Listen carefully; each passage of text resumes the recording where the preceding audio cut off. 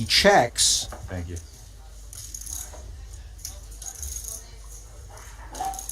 Could I have the falafel wrap, please? The falafel wrap? 5,500. I'll test it out. Brian Kim following through with 5.5K.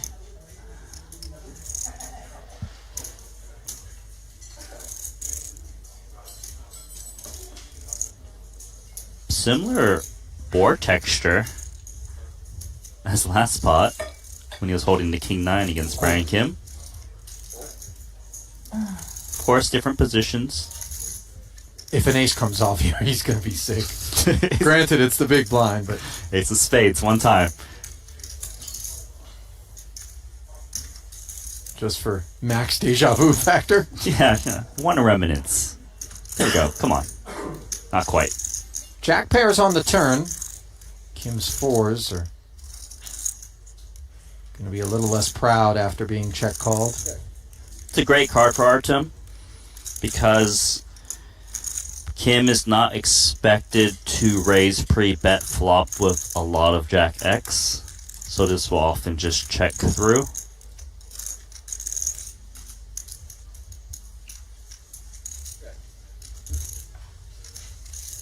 Indeed. A round of knuckles and the ace arrives on the end on this occasion. And oddly enough, it could be somewhat credible here in the event it was permitted to speak up. I'm not sure that Kim is going to have an appetite for that.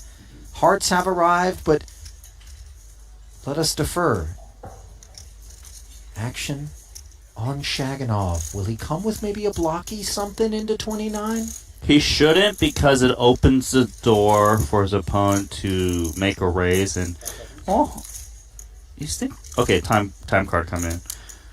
I wouldn't expect him to, because it does open the door for his opponent to raise and really just put a lot of heat on the King X. There is merit to, though, just because if you do lead in small to block bet, you set the price. Plus, you have the option to bet 3-bet in a spot where your opponent's ranges are kept. He does end up checking it. And now Kim does have a heart in his hand.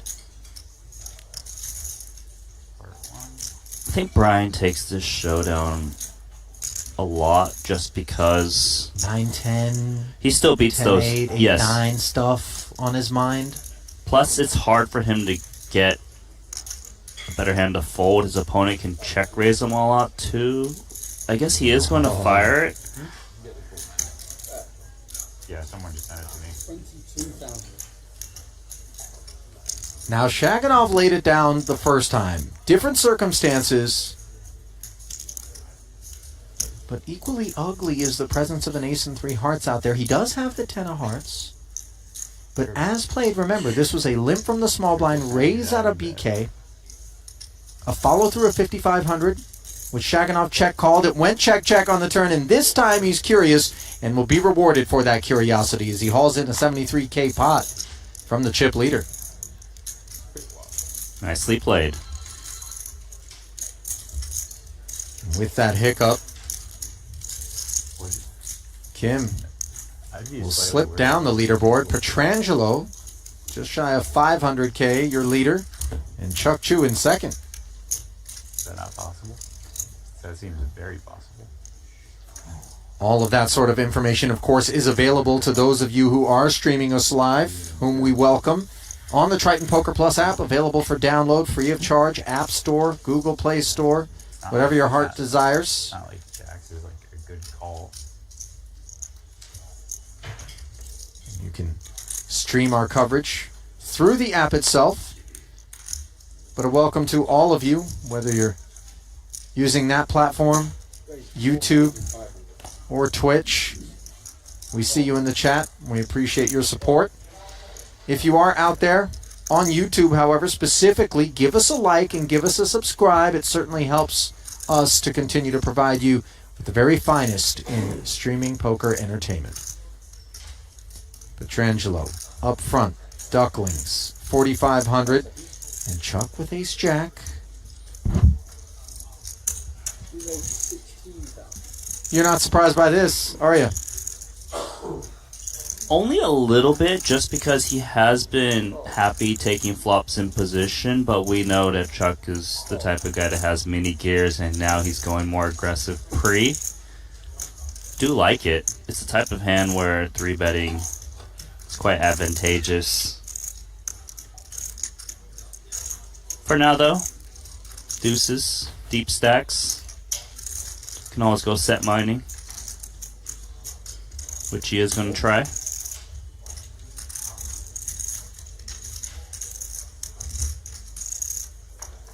$37,000 in the middle as Petrangelo hunts the duck, and instead, as is always the case when we fail to flop a set, we look up at overcards. 3 overcards. Yes, sir.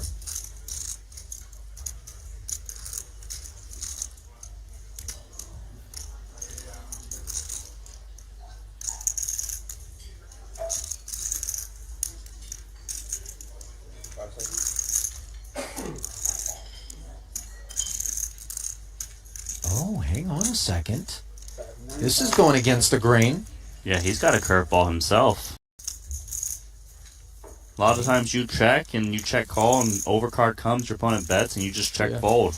Ace-Jack was not the best hand, but Petrangelo didn't know that, of course, took his chances, and in doing so was rewarded.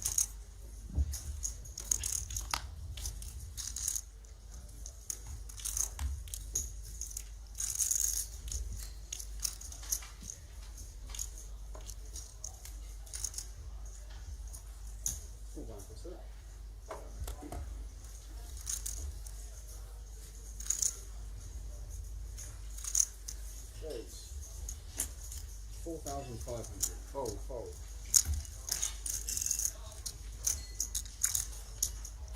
Raised to 4,500 from Heath. Fold. Fold. Fold.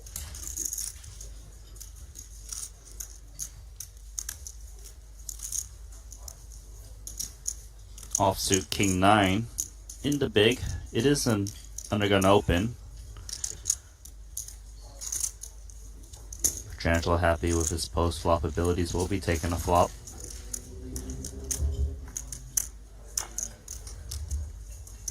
$12K in the middle. And no improvements on that flop for either party.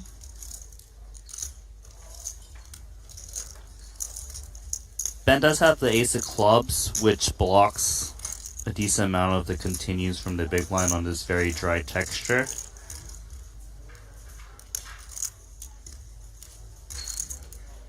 $3,000. Looking to just deny equity. Hands over. Quick and easy. Uneventful, which is certainly a rarity at this particular feature table, courtesy of Chuck Chu and company, going hard in the paint.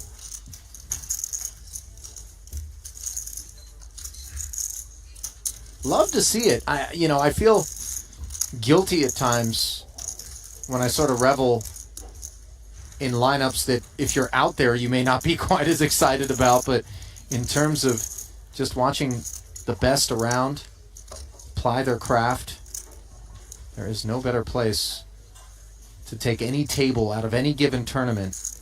What's really fun for me is watching how the different pros and other players kind of hone their craft at home. What weapons do they come and attack with on this battlefield? And you can see already that Petrangelo, he's got his own gears, leading with those two deuces, right?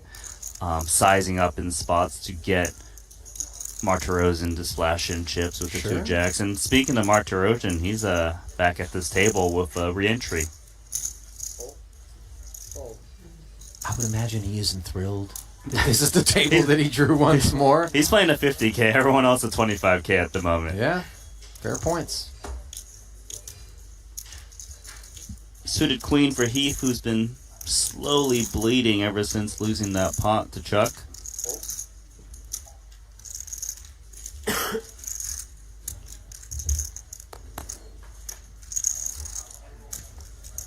Three-way affair. Jack 9-6 board. Deuces again hanging on post flop. This time for Kim.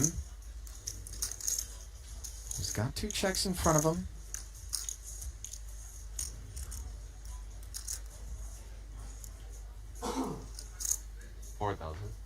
4,000. Fold. In comes 4K. 2 quick folds. Yeah. Pre-flop razor. Electing not to c-bet and instead just find an early exit at a low price.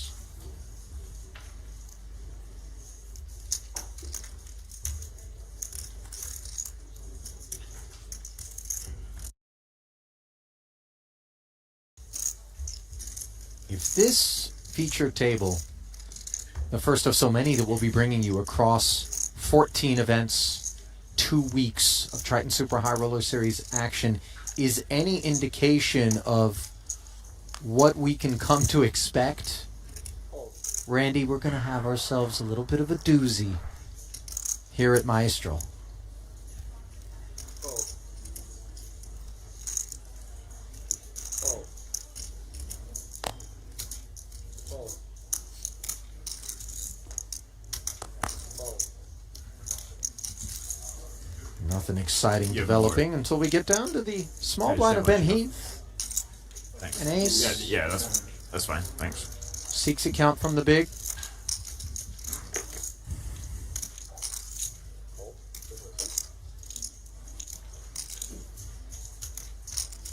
Check. Bogdan checking back to 4 deuce of clubs.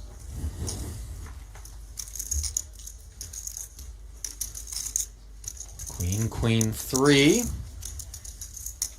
Limp pot.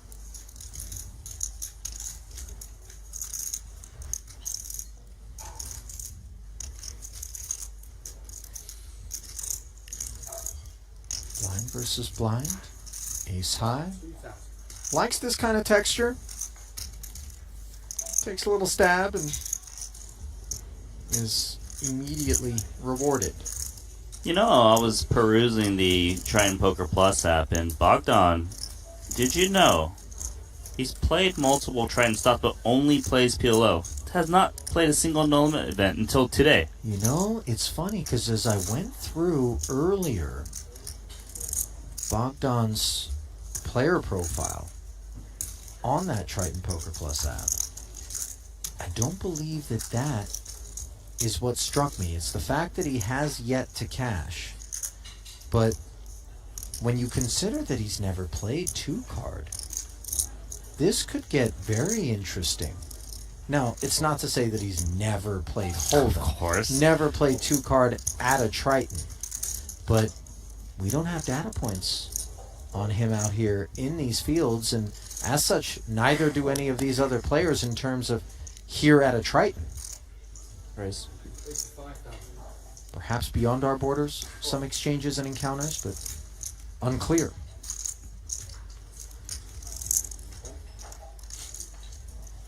Heath, attacking from the button. 7-8 picks up Chuck Chu's 5 deuce, Oh. and top pair in a gutter versus a 2-way straight draw and diamonds.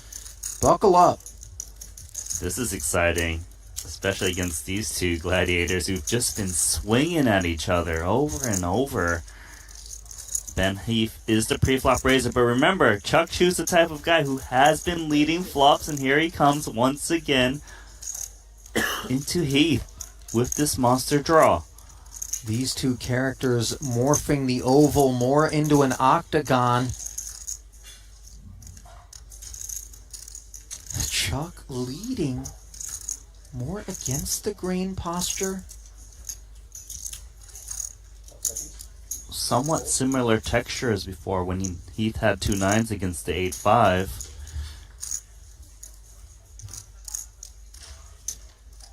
Heath flatted the 6, board pairs on the turn. Whatever Chuck is up against, he just has so much perceived outs. He can stab once more to shake out those weakish gut shot holdings like an ace-7, pocket 5s. Does check though. Last time that he checked back the turn, he allowed a scary card to arrive where he lost more chips. Might be crossing his mind to maybe bet this time in position so he can set the price. Well, he may very well think that Chuck is just out of line and doing weird things. Nevertheless, he plays it as a check back, and ace rolls off on the end. Chuck with just 5 high. 5 high won't win. The problem is on the ace is that this ace is supposed to hit the button raising range. Chuck's not supposed to have too many ace X's to lead flop, although a leading range is not to be expected anyways, so perhaps he could try and rep it. Are you more or less likely to assign the ace given Heath's flop call? Not as much, but they definitely exist in Heath's range. Perhaps that would explain the waving of the white flag here by Chuck, although I say that, and who knows whether or not something wild ensues if Heath goes for it. When you watch him play, he doesn't look so great at his shots, but he's very fast, athletic. But today, the Bookers beat him twice in A baseball. check back from Ben. Like very close games, but he beat him twice. What is it? But then they played a regular set, and Boris lost 6-0. This round Serving. does go to Heath.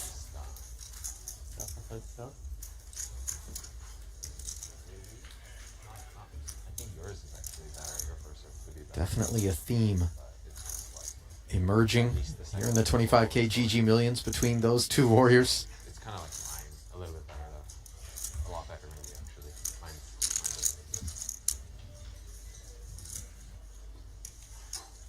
He's just good. It's lucky that I didn't check right on flop. Oh, The double got shot on. If Jackie's actually oh. on the baseline, it's just okay. Like all his balls from the baseline are like soft and in. But then if you give him a short ball, like if you give him a bad drop shot, you will lose the point every time. Like he runs really fast to the ball and puts it up. Deuce's rich environment this time.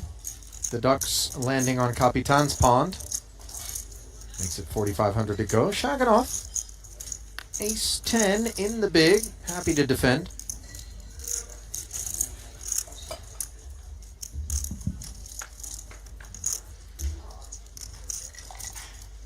And the flop, 7-4-3. Yeah. Bogdan, Yeah, for sure. under pair, still in front. 8 people. Maybe 10 people. Shaganov checking over. Steve, you, Igor, Steve, Type of board that hits the big blind a little bit more. me, Yeah, 6,000. Bogdan trying to win this pot here and now. That's 8. And then Leonard. You want to have a heart in hand when check calling ace highs on these boards. Our level. Shaganov agrees. Yeah, you want that added equity. So, but Can't be calling all of your ace highs. Yeah, Bogdan stab. Always relieved not to see that big blind defense range that board texture should be favoring. Happy to check fold as we get a look at Jason Kuhn and company. That'll be our next feature table. There's David Yan, Danny Tang.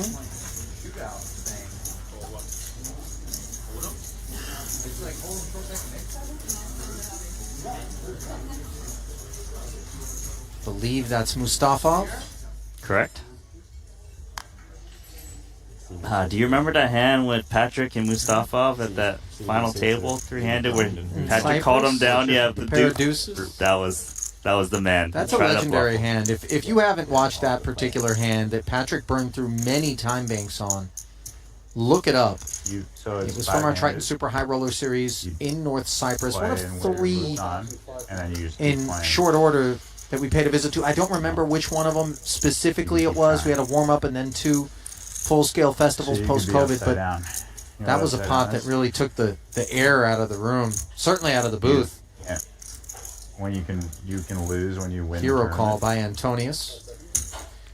You raised the four. No heroism necessary for this 3-bet from Chu. As kings and pocket sixes, both of which have been very rich here in the early going, Oh, at you this can only feature. play 7 times. are present and accounted for. Capitan forced to navigate the extra 10K on request.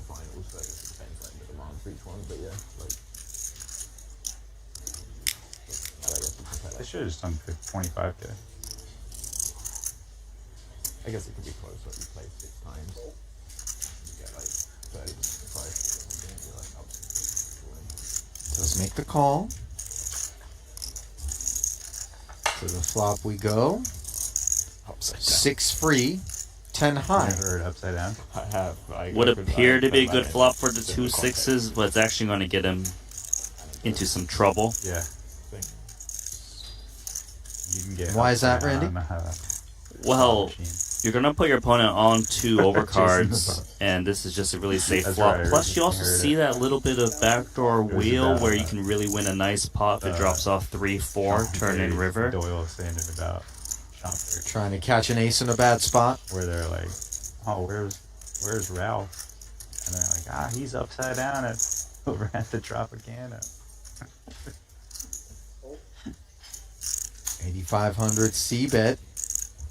Does get called. Chu doesn't mind it one bit. 10 on the turn. Unclear how much 10x Chuck would be assigning.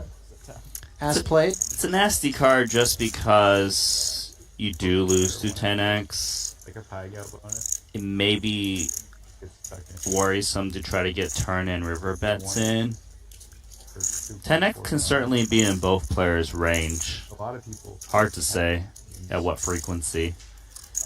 Place.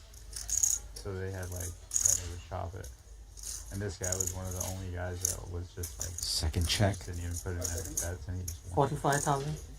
In front of Chu, who declares 45,000. That's healthy. Business sized. Yeah. It's and he was just some like. And it's going to depend on how Bogdan expects Chuck to play an overpaired.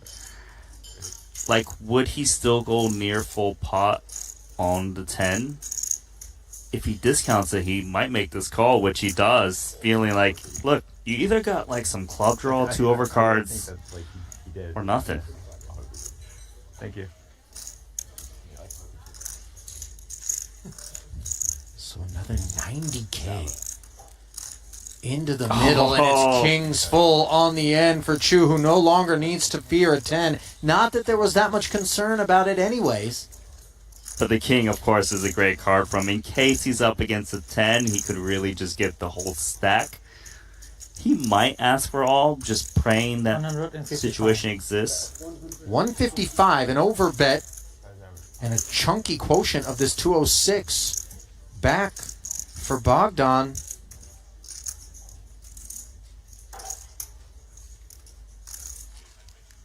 He's not done with it, might not be convinced. Remember, he's had a front row seat to a lot of the V-pipping and sort of interesting lines that Chuck has been employing here. Might he think that these 6s are a recipient of some funny business? The answer is no, as he puts it into the bin correctly. And now Chuck No, but you know what I'm saying? moves into second behind Petrangelo.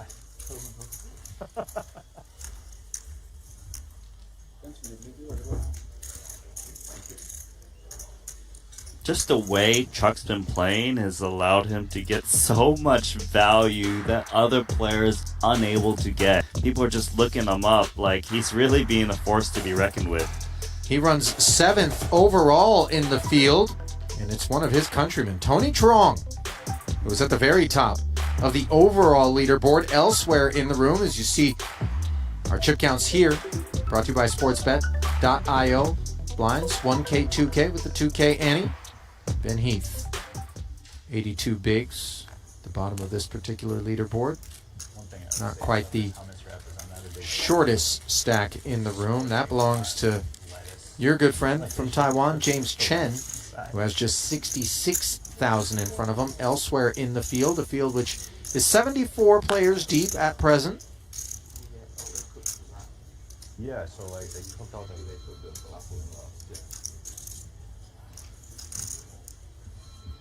Suited connector for Chuck Chu. Takes us up. His clubs are smothered by Shaganov, who flats the min-raise open.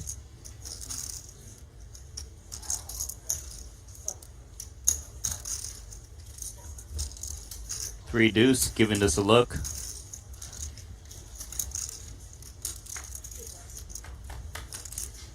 The dirty diaper for Petrangelo. I forgot the name of the hand. Jack 8-7 on the flop here. Bottom two for Chu. Wet texture. Tricky trappy. Checks it. And this is not what I anticipate from a hand as vulnerable as 7s and 8s in a three-way pot, Randy. I agree. But, you know, Chuck is one to try to trick his opponents, and that's a terrible turn card. Sure. As we can see, the 10 isn't present elsewhere in the field, but it is a development that puts the cuffs on any value pursuits out of Chu. It does feel to me like Chuck's objective, as he's taken the mound today, is to throw no fastballs.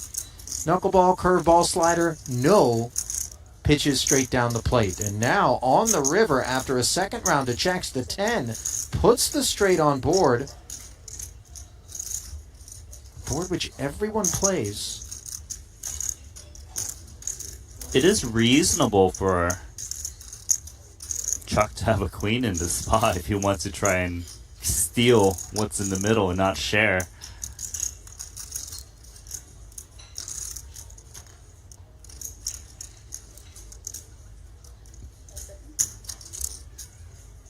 This guy. 10,500 from Chuck.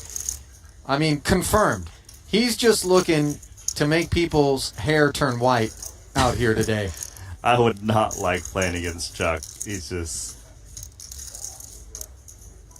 put you in a blender in big and small pots. Our man's in beast mode right now, Randy.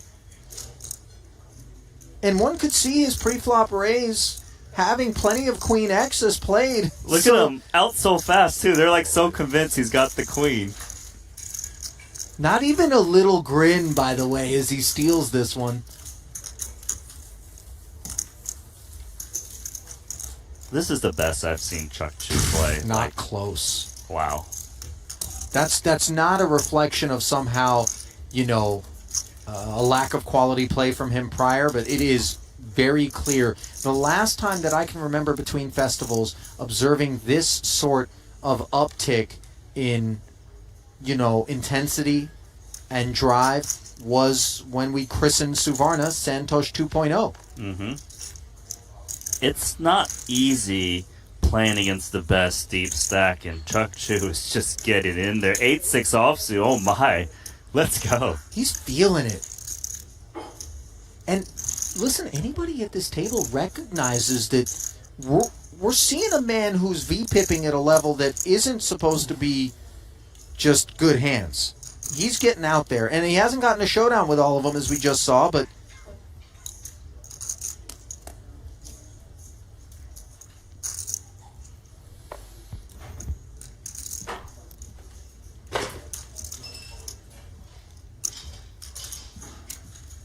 Petrangelo, a customer out of the small blind, not the big.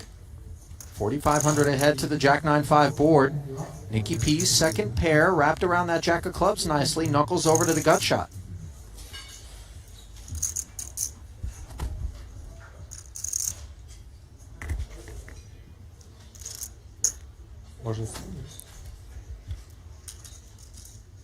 $7K, the follow-through barrel from Chu.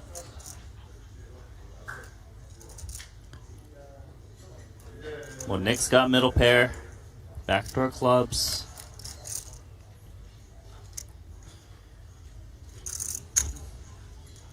So far standard with this check call.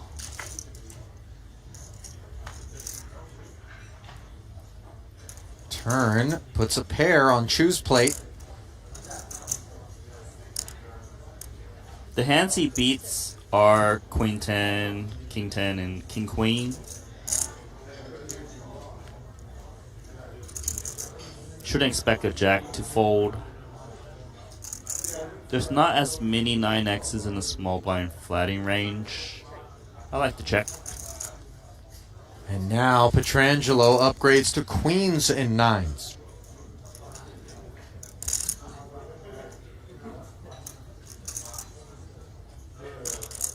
He will expect the jack to check back the river, so he should size accordingly to get some payoffs against that.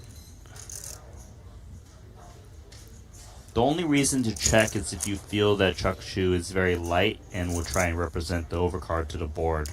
Not impossible that Nicky P would come away with that perception just given how active he's been, but nonetheless, he will do the talking. A bet of 7,000 in the face of those backdoor spades. And Chuck has no need to chew on it. Puts it into the bin, and the players on their feet as we head to our very first break in our very first event here at the Maestral Casino in Montenegro. Nicky P, over 200 big blinds, 515,000 in front of him. Chuck Chu certainly has been the story, though. We'll bring you back to the desk on the heels of that chip count brought to you by GG Poker. Ali Najad, Randy Lou with you, and I touched on it just moments ago. It is the Chuck Chu show so far here in Montenegro. It's just a great way to start off this Triton series, right? We're seeing this guy playing against the best, and he's just playing his game and really just driving the action. It's just been so fun, and multiple eliminations, of course, making it a pleasure to watch. Do you think that this is in part due to like a really concerted effort by Chuck to maybe get into the lab and do, you know, some work in between these festivals, maybe pick up some coaching? I mean, not to suggest that it was required, but just, you know, it is so marked that you're like, certainly something happened here, did it not? Certainly something happened. You can tell his sizing actually quite on board. Sure, some of the lines are a little bit different, but like when he's 3-betting, he's sizing small, which a lot of people do. He understands how his opponents perceive him, and he knows how to make the most out of it with his bigger sizings on cards that he shouldn't be betting in general. I would imagine during this break there's going to be plenty of eyes that are going to be scrolling through some of those spots that Chuck Chu was involved in to figure out what's in the water there at the feature table. Of course, those gentlemen will be giving way to a new feature table. Randy will be giving way to our newcomer here in Montenegro. Griffin Benger will be joining me at the desk when we return with continuing coverage from here in Montenegro. Stay close.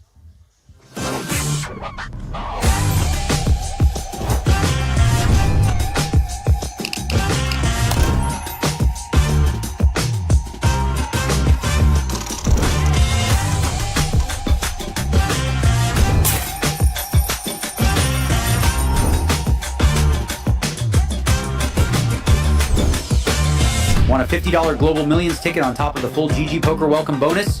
Sign up with promo code Triton_2024 and deposit a minimum of $20 to claim your ticket. Brace yourselves. This is live. And the show goes on. Oh, wow. All in. With exclusive action prediction options for the Triton series, your player knowledge and predictions set the stage for unmatched.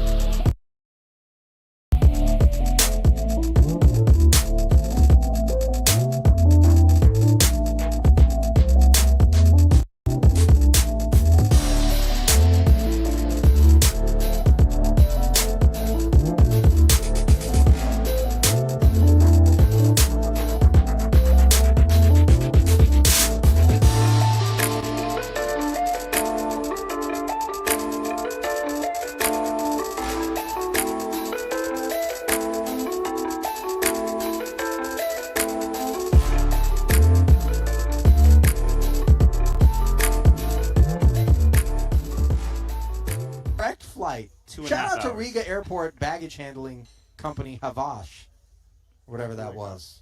Somebody's to blame. All right, We're going to get to the bottom of this. Take the field for being crazy. Brian Kim, 5-4 suited. Second tour of duty for Chu with 6s already in the first orbit, by the way. 3x the sizing of the Open. He's getting attacked in position. Uh-oh. Nacho. Dos veces. Can I change my decision now? Ill-timed 3-bet here by Kim to 10-5. Because we're playing 250 big blinds deep, the sizes go up tremendously, but this is actually very small, and Brian will be priced in to continue with the 200 big blind some odd stack behind. Do you think, Randy, that there are occasions when we are playing the smaller portion of the buy-ins on a Triton docket, such as this 25K GG Millions, and we're so deep, and it's so early, reg is still, re-registration or re-entry is still open, that people are more willing to kind of get in there with these 4, 5, 3-bets and then call the 4-bet? 100%, I agree with this. It's just that you can play looser with deeper stacks, and there's less, pressure when the buy-in's just a little bit smaller. But 25K is still a big buy-in. It's going to be a massive top prize. Regardless, we do have to overpair against the inside straight draw, and Brian will be going nowhere once this C-bet is dropped in.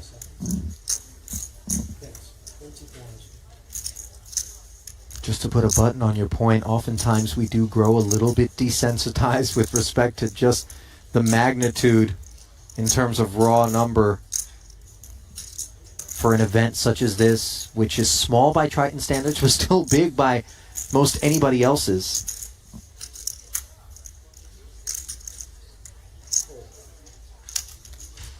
Pot grows to 89.5. Courtesy of the check call now, Kim turns a pair to add escape routes. A 3, a 4, or a 5 would all spoil the party for these two kings. Expecting Barbaro to bet once more. Plenty of hands he can get value from. He can represent a lot of bluffs himself. Backdoor clubs, an ace-5 suited that went hard pre. They probably bet picking up a gut shot.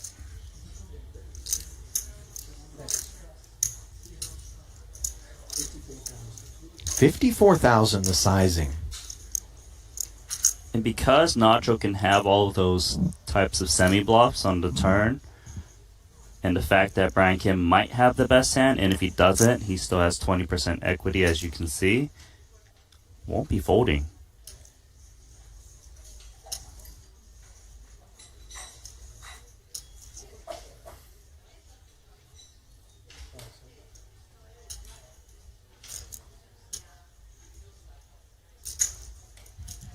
Big river incoming.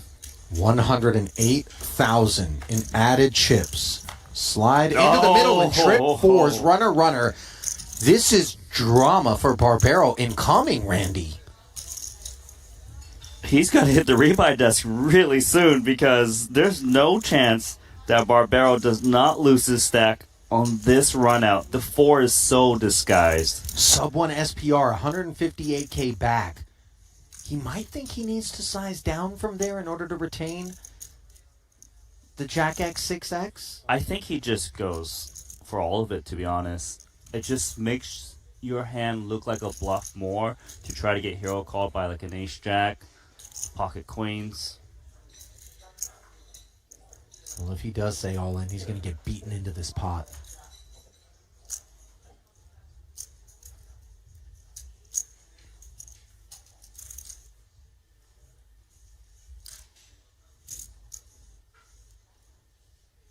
Leaves a chip back.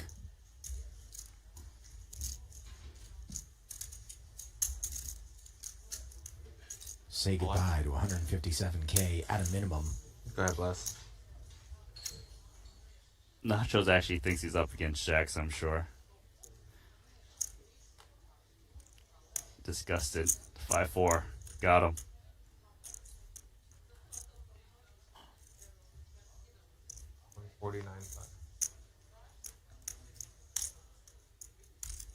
You know, 15 against. 1,015. Sorry. 1,000. You can put a small one. Oh. Oh. Oh. Oh. Come on, Nacho. Barbero with just 4,000 in front of him. Action mucked around. Surely this Jack 10 offsuit is the moment. There it is. Nachito. Oh. I didn't look yet. Petrangelo is going to be a customer in the dark, he says. Face. Ha ha ha ha ha. Putting in the 20. I waited and I get it in good, bro. Waited. I don't know what Nacho's metric for getting it in good is, but generally speaking, I like to have more than 50% of the equity heading to the flop before I make that designation. See what happens. I hope I lose it. First bluff got through. Nacho going to the Put that sorcery that he often employs, very superstitious. I hope I lose it, Need a declare. value bet, a bluff, and a flip. Well, he's on pace to lose it because now he has to Get hit it the done queen. early, Yeah. Good luck, guys. Settle in there. Boom. Yeah. Can be Ah. Two for 3. Waited 3 hours to get it in bad, bro. What the fucking scam? Scam. I hope. Would you cooler him if you fire some? Barbero's first bullet polished off, I had top set. visibly annoyed.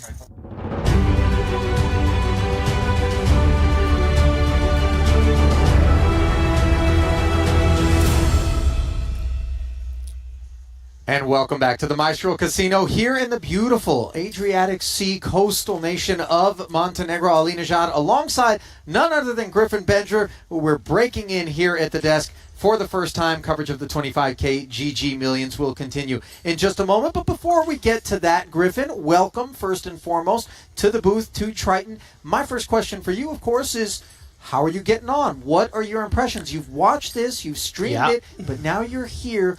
Tell maybe some of the people at home kind of what's going on with you, your impressions and whatnot. Yeah, it's a bit surreal. I mean, this is an incredible venue. You know, watching these stars walk around, it's pretty exhilarating. I mean, you know, you see these guys, you're watching them at home, and then you see them here, and it's just, you know, these guys are playing big buy-ins. It's very exciting. There's a buzz in the room, and you know, I'm grateful to be a part of it. You've been on grand stages yourself, World Series of Poker main event, famously, you know, had your moments. But the reason I bring it up is because, in spite of the fact that you've been in plenty of rooms with plenty of stars, there is, to a degree, an unquestionable kind of measure of gravitas, is there not, when you first set foot? I can remember, as I think back to my first Triton, you know, it just hits different. Yeah, absolutely. I mean, when I first walked in, you know, I've spent a little time with Phil Ivey before, but seeing him here and seeing him walk, it's still a bit of a, you get a bit shell shocked. You're like, oh, there he is. Yeah, you know, they're really here. They're all here. And you know, to see them playing in these big buy-ins, I mean, it's just incredible how much money these players are prepared to put up and compete against each other. Yeah. And you know, this is the cream of the crop. So I'm happy to be here. Well, Ivey's just one part of the cream in that crop as we dive into the Triton Poker Plus app for a peek at who the leaders are, early goings of this 25K GG Millions. Vietnam's Tony Trong showing up and up in over 700,000 in front of him. Things have been going his way, no question about that. Tolerine, Barbero, second and third. Now, Nacho on his second bullet, obviously number 2, going a little bit better than number 1 for him. But we look over to the left of the screen and we find our next feature table. And that feature table does feature Mikita Badziakowski, Jason Kuhn, Schweedy there as well, David Yan. Names that you're familiar with, Griffin, or are you going to be getting a first peek? Oh, yes. Names I'm very familiar with. I mean, and really Triton royalty when you look at Kuhn and Badziakowski. And I've always had a soft spot for David Yan. He's such a sweetheart and a really incredible player. So I'm really excited about this feature table. It's going to be a fantastic one. I wouldn't expect too much sweetness if you get your horns locked up with him in a pot, but I hear what you're saying as we dive back into the arena. There is a look at an intimate setting here at Maestral.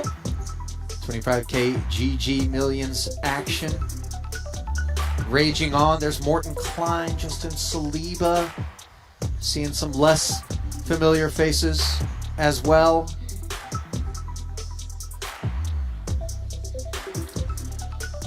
David Bogdan neck and neck with Jason Kuhn for the chip lead. Look at that, a dead heat. Artem Shaganov. He's been on a bit of a know my name, put some respect on it run of late. Anvar Muratov, Benjamin Chalot, Whitmire, Schweedy, not to be overlooked, of course, Vadziakowski. Those stacks at 250 even. We expect this to be a late reg situation. Without question, not impossible. Yeah, perhaps Makita taking a bit of a long lunch, coming in and coming in fresh here. But 100 big blinds, plenty of time to get going. No cause for concern or alarm just yet, even if you're well off that 250K starting stack.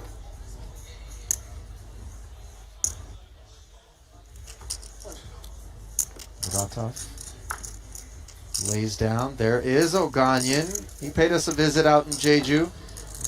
Deeply entertaining during his deep runs.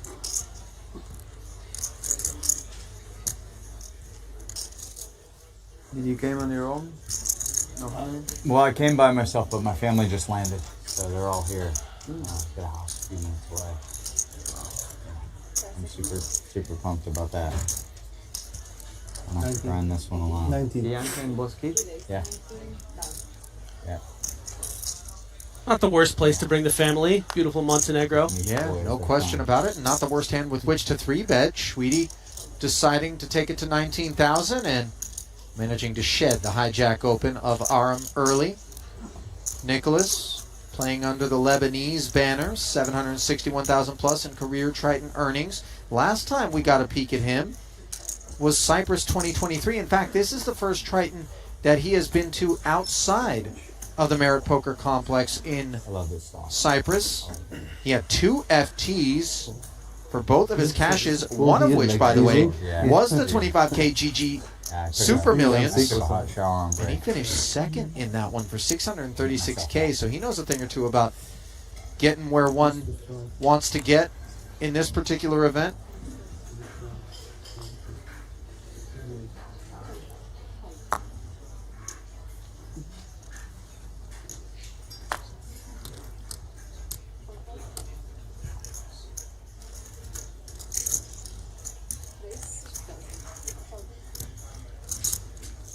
Nine suited. Get our first peek at Jason Kuhn. Shalom. Ace-9 suited says hello. Yeah, definitely going to be able to play this as a mix here from the small. Some 3-betting, some flatting. But maybe a bit of respect, too, not necessarily wanting to play bloated pots out of position against, what some consider the best player on the tour in Jason Kuhn. Whitmire, the straggler, defending the big blind, and he's got a chokehold on this Queen Deuce Deuce board. Texture that Kuhn decides is worth continuing his pursuits. A little tired. 6K. Had a fun trip here. It was supposed to be 17 hours with layovers, and then it was 30.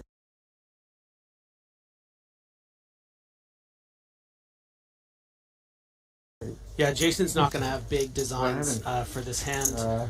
Still a board, obviously, that favors the aggressor here.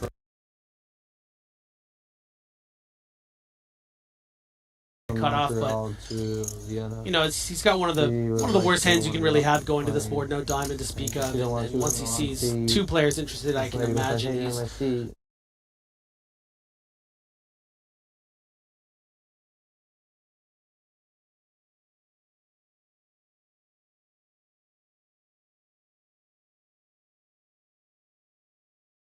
not going to be too motivated to continue. She said.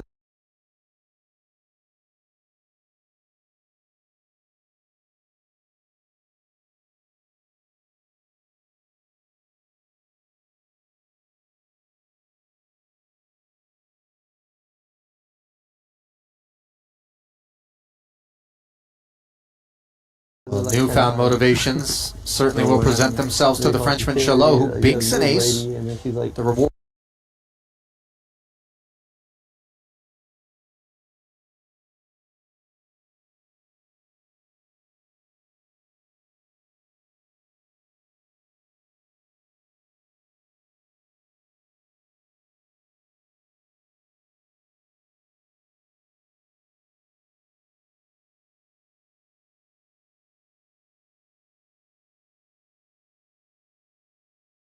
Supports for peeling. Around her arm for her blood pressure.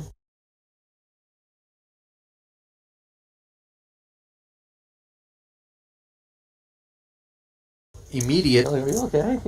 And awful she card goes, for like, Whitmire.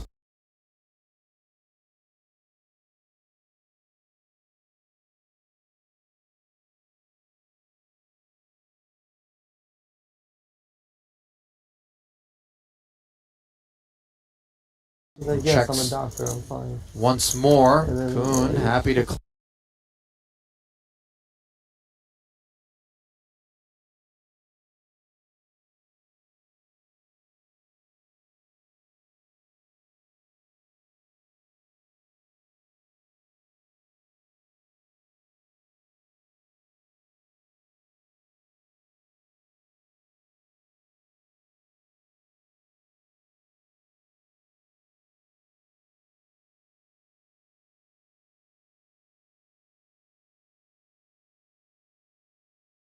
close and shut down, checking back. That Move her after like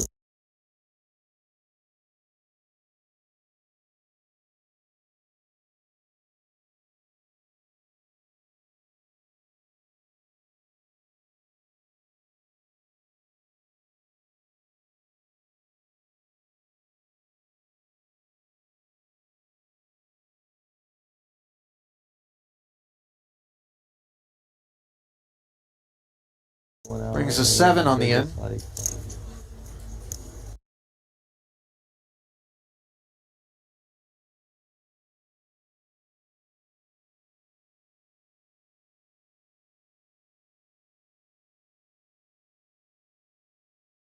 they take her blood pressure and stuff, all the paramedics come, and then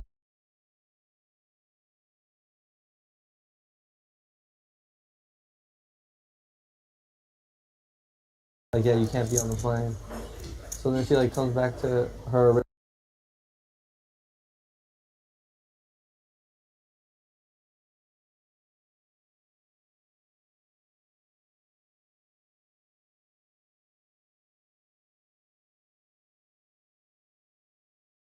Original seat because she put her bags to get her bags. She like gets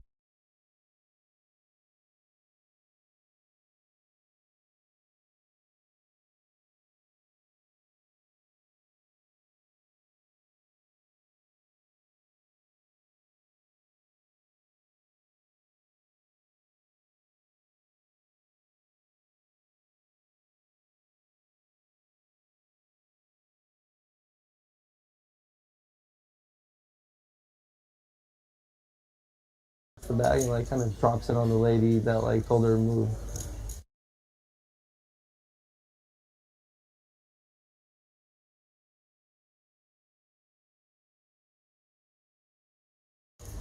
Like,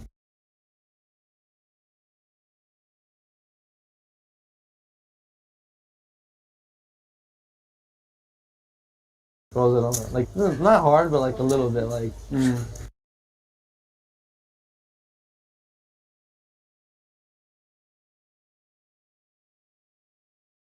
know, and tries to make it look like an accident. You know. And it was like kind of scummy, but she like hit the poor lady in the arm. She's like, "Hey!" 12K. And then she like laughed. The bet And from then Shalom. my Meyer layover was 50 minutes. chewing on it. 2.5 hours. Yeah, Shalom's not getting very greedy here with this small size at less than 30%, recognizing that, you know, Whitmire's range here going to contain a lot of queens. Still not going to get a nibble from it.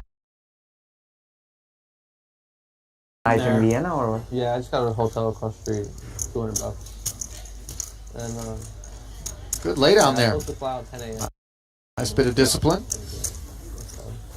Shalom able to take that one down. 143,000 plus in career Triton earnings. Our last festival was his first. 2 cashes in 6 attempts, 17th in the 20K 8 max, 16th in the 25K silver main. Yeah, it's like a 10-second walk.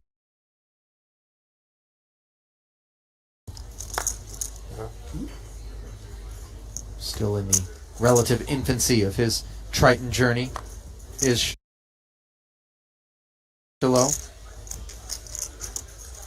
Whitmire also paid us his first ever visit in Jeju. He had 3 caches. Just shy of an FT with an 11th place finish in the 50K 7 max. As we see Oganyan taking it to 6,000. Shweety with ace-jack in the cutoff. Now, I do want to correct something that happened as we teased this feature table prior to the break. I incorrectly thought that perhaps Shweety was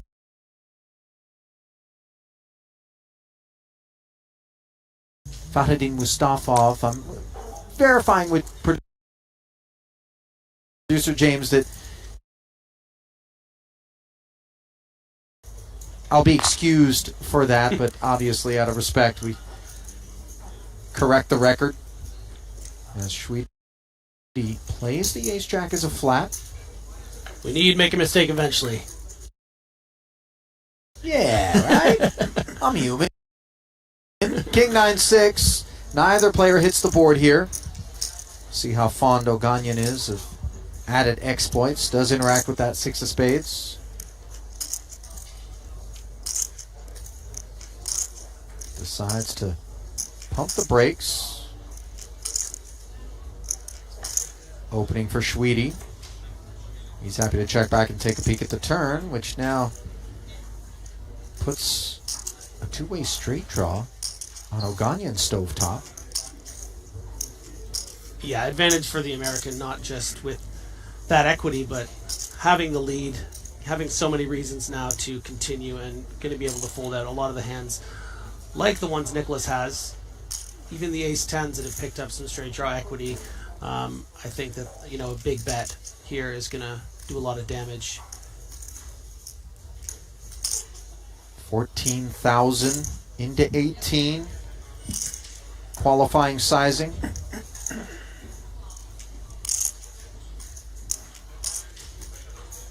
Wow.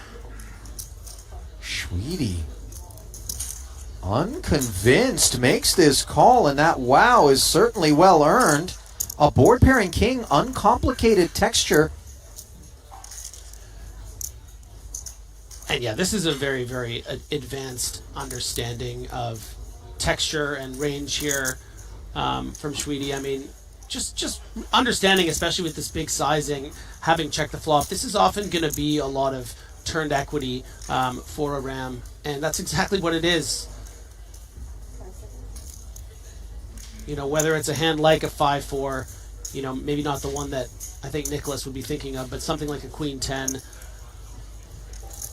Oganyan, never a winner with 5 high. Is this a 200K bet into 46,000? Do my eyes deceive? I mean, well, granted, Shweety 85K, yes, so but it is a 2x spot shove. Definitely irregular and extremely aggressive. But it looks a lot bigger than it really is. It's more intimidating, isn't it? I mean, but still, 85 into 46. Absolutely, yeah. Is very much multiple SDs away from the norm of what we would anticipate, and it is effective as Shweety, in spite of the fact that that extra king on the end really didn't do any harm to the ace-jack, updates his perceptions of the spot, and in doing so, sends Oganyan the pot with the worst hand. Aram paying us his first visit at the Jeju Festival. Yeah, and truthfully, I mean, it's hands like that that I think are why I'm so excited to be here. I mean, we're 3-4 hands in and just seeing such a great understanding from both sides. Just amazing. Also amazing, the fact that you can get financially invested into what you're seeing on your screen at any given Triton Super High Roller Series, courtesy of our exclusive staking partners over at PokerStake. With rake and transaction fee-free opportunities, why would you buy pieces anywhere else? Pay them a visit today at PokerStake.com. Started talking about Oganyan having paid us that first visit at our last festival in Jeju, so some relatively wet behind the ears characters here at this feature. He went 2 for 4 at that series, cobbling together over $1 million in earnings, 39th in the 20K 8 max, 3rd place in the 25K silver main for $989,000. in that one. I might as well just say while I'm on TV. Happy He was Mother's Day, actually Mama. Love hilarious. There you go. There you go. Did he give his mom a shout out? I think so, yeah. Okay, good on him, by the Trying to way. get her to watch the stream. I've been trying my whole life to get her to watch. She never. I want to see this shit. During his time at the feature table, Oganyan took a not at all disguised liking to one of our dealers that he, you know, he's like, hey, listen up. I don't know if you saw the payouts, but, you know, he didn't say that, but May as well have. man can dream. 5s for Kuhn, dreamy spot against Muratov, who's got 4s. Oganyan enters the fray with ace-8 suited. Understandable defense from the big blind. A little north of 20 in the middle. 3 off the top, and it is king, queen, 9. 5s still best.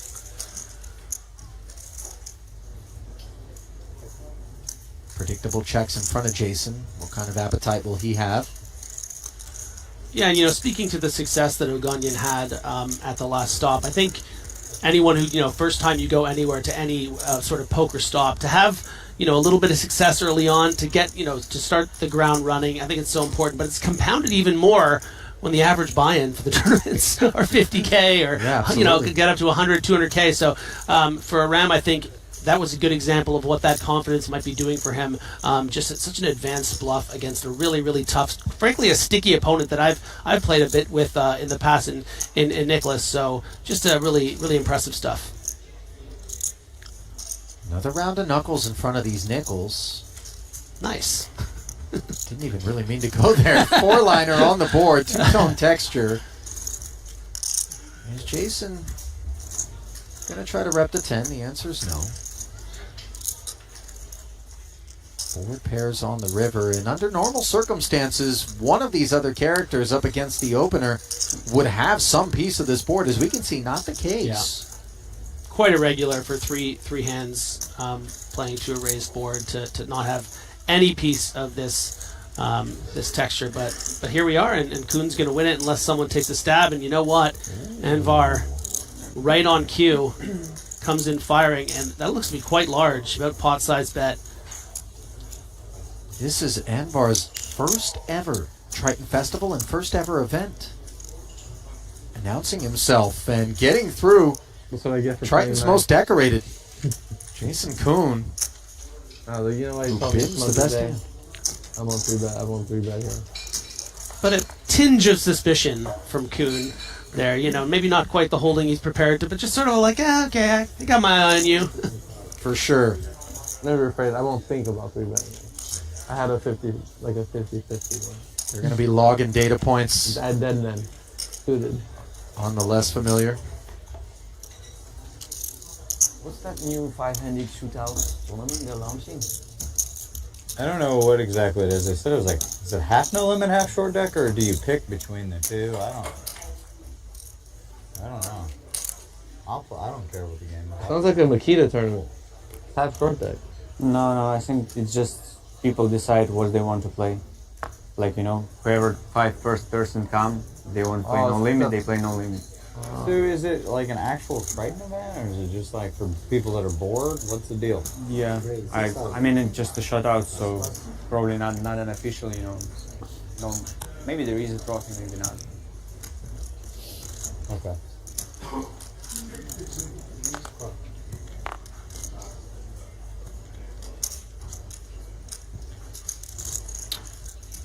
Should expect another 3 or more ways to the flop based on these holdings and the action so far, unless things change in the blinds.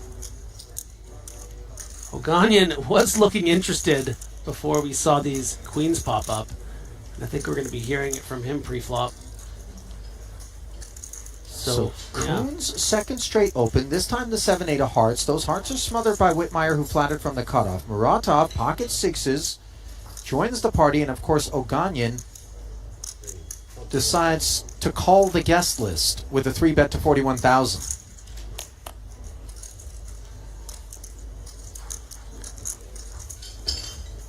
On the surface, the sizing looks quite meaty, Griffin, but when you consider the amount of people that were involved in the exchange, it's a little bit more in line? Yeah, and it also creates a nice balance the times that you are are bluffing, right? I mean, it's these are some of the best players in the world, frankly, the best players in the world, and you know, you don't want someone peeling with their sixes or their king 10 when you don't have the queens. So I think it's just a matter of, and Randy spoke a bit about this too in the last few levels, about just, you know, when you do have these big hands, you know, let's get the money in, let's start creating that environment where, you know, by the river we're going to be all in. So, but also very much, I think a lot of the players do endeavor to maintain balance as often as it is afforded them, because, you know, pattern recognition is death out here when the eyes and the ears are as keen as they are around you. Mom, I love you again. Your mic was off? I mean, he said he came and turned it around, so maybe they couldn't hear me well. So is it happy birthday, Mom? I love you? that might be it. Okay. Good. They didn't want to hear that airport story. If I'm not mistaken, it's Mother's Day in Canada. Okay, the U.S. as well? Happy Mother's Day, Mom. I feel guilty. My mom sent me a text reminding me to text her on Mother's Day 2 days ago, and I'm like, am I that awful a son that you feel compelled to do that? First time she ever did it, by the way. Don't want people to think out there, you know.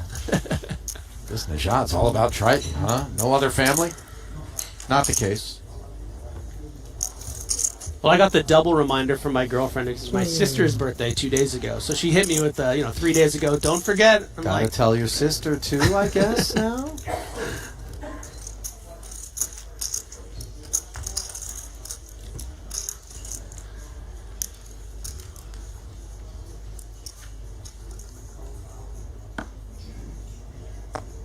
Now, I see the way you're looking at that scarf, Griffin, wondering whether or not it's something on offer. I regret to inform you, despite the fact that you did break yourself in over at the merch store on site with a delightful drop from this season that came in Jeju, that scarf was given out in Monaco to the players as part of their goodie bags.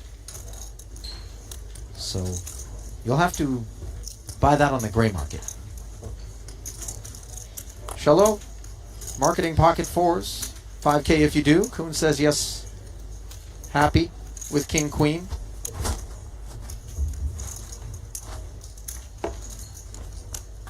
It is quite majestic. There's something regal about it, Yes, isn't there? yes. Ace, Queen, 9 as the fours fall to second pair on this board. Quick check from Kuhn.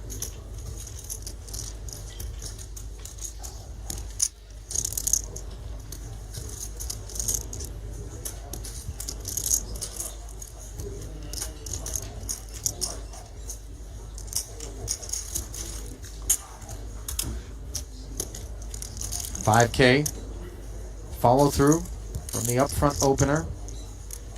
Kuhn obviously wary of the choice part of the deck being that which awaits him across the way. Nevertheless, King Queen, plenty of hand with which to flick in a nickel and peek at a turn. And that turn, a 7. See whether or not Chalot's all done with it.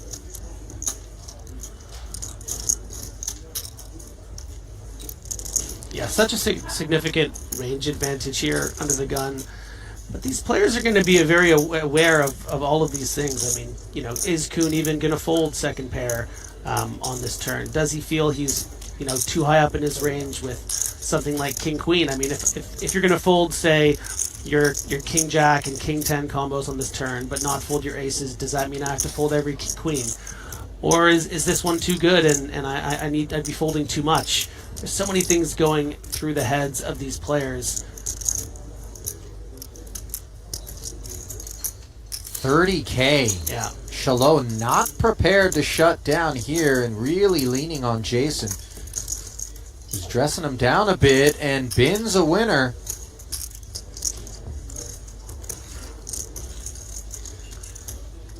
Nice choice there from the Frenchman. Yeah, turn play has become so interesting in recent years. It's almost like the hand almost feels like it doesn't even start sometimes until the turn. You see these small c-bets oftentimes on the flop. You saw just the one chip flicked in, and then 30,000 from 5,000 to 30,000, putting so much pressure on Jason's king queen, and a nice hand there from Shallow. Yeah, it can be a little bit tough at times when you want to make the statement to use the right decibel level, but on that occasion, Shallow found it.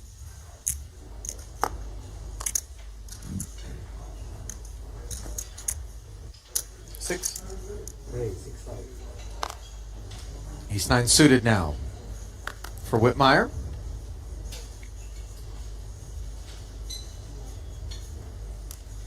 Touched on the fact that JG was his first festival. Didn't really get into the resume. He had 3 caches. Played a pretty full slate. 9 events.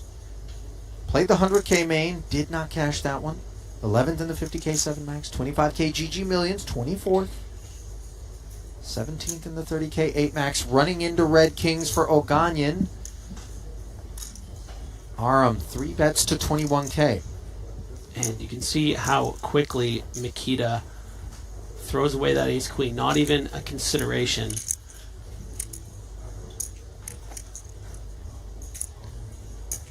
And that certainly says a lot about what he expects. Maybe not both of these ranges to be, but certainly Oganyan's. And Brandon's gonna C3 against the fellow American.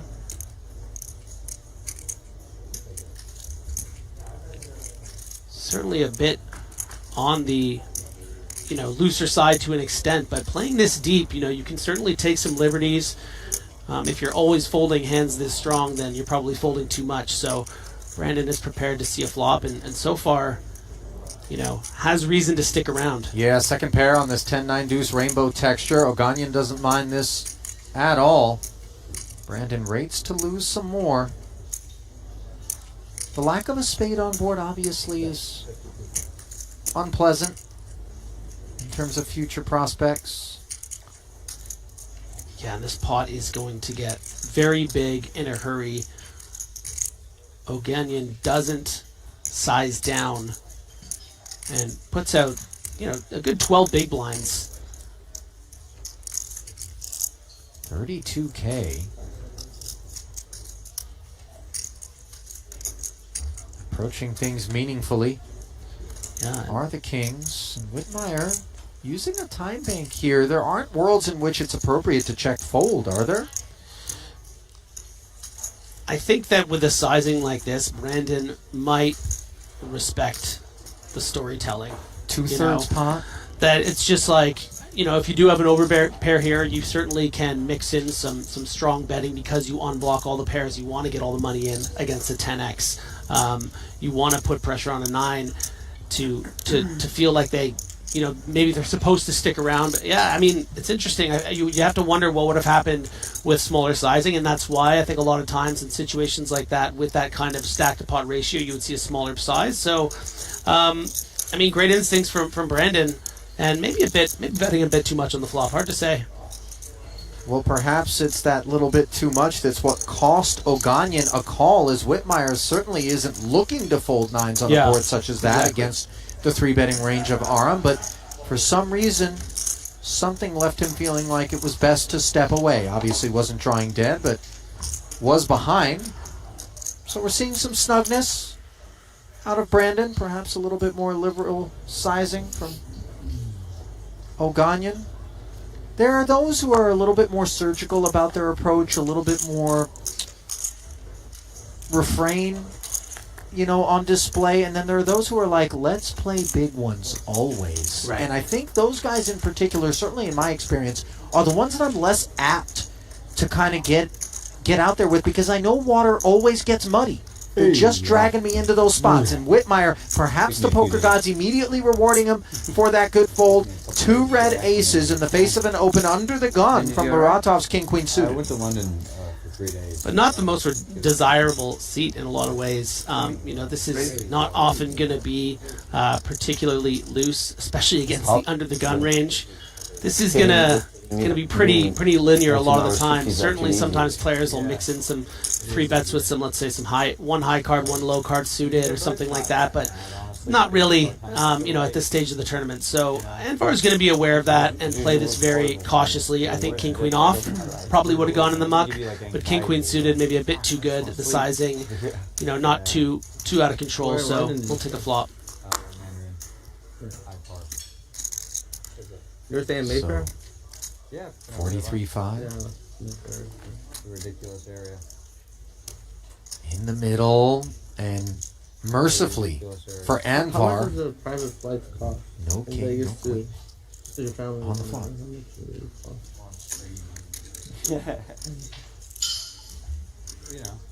There's different hours for different hourly rates for different things. Like a specific one from Vegas to here. How much is that? I'll tell you off the screen. Oh, that's sorry. My bad. Why? 18? 18,000. Fair. Due to the sickness. Sickness. Yeah. 18K. The sizing from Whitmire, it strikes me as the type that's looking to invite I guess I can Google it. continuations with high frequency. Yeah, and I think that, certainly there's a lot of good turn cards for Muratov here, and, is inclined to see if one of those peels off. How about this card? It pairs the board and provides Muratov the king high flush draw. Yeah, those are so cool, but that's not private. But yeah, that's an amazing service. It's like the best. That's all I use whenever I'm in those areas. Yeah, I think if you're going to mix in some sort of calls It's sick. in this situation against a very, very strong range with these backdoor options, you need to be able to have a gear that finds yourself. For instance, if the board were to pair a jack, to represent that jack, and try to get a big hand to fold by the river.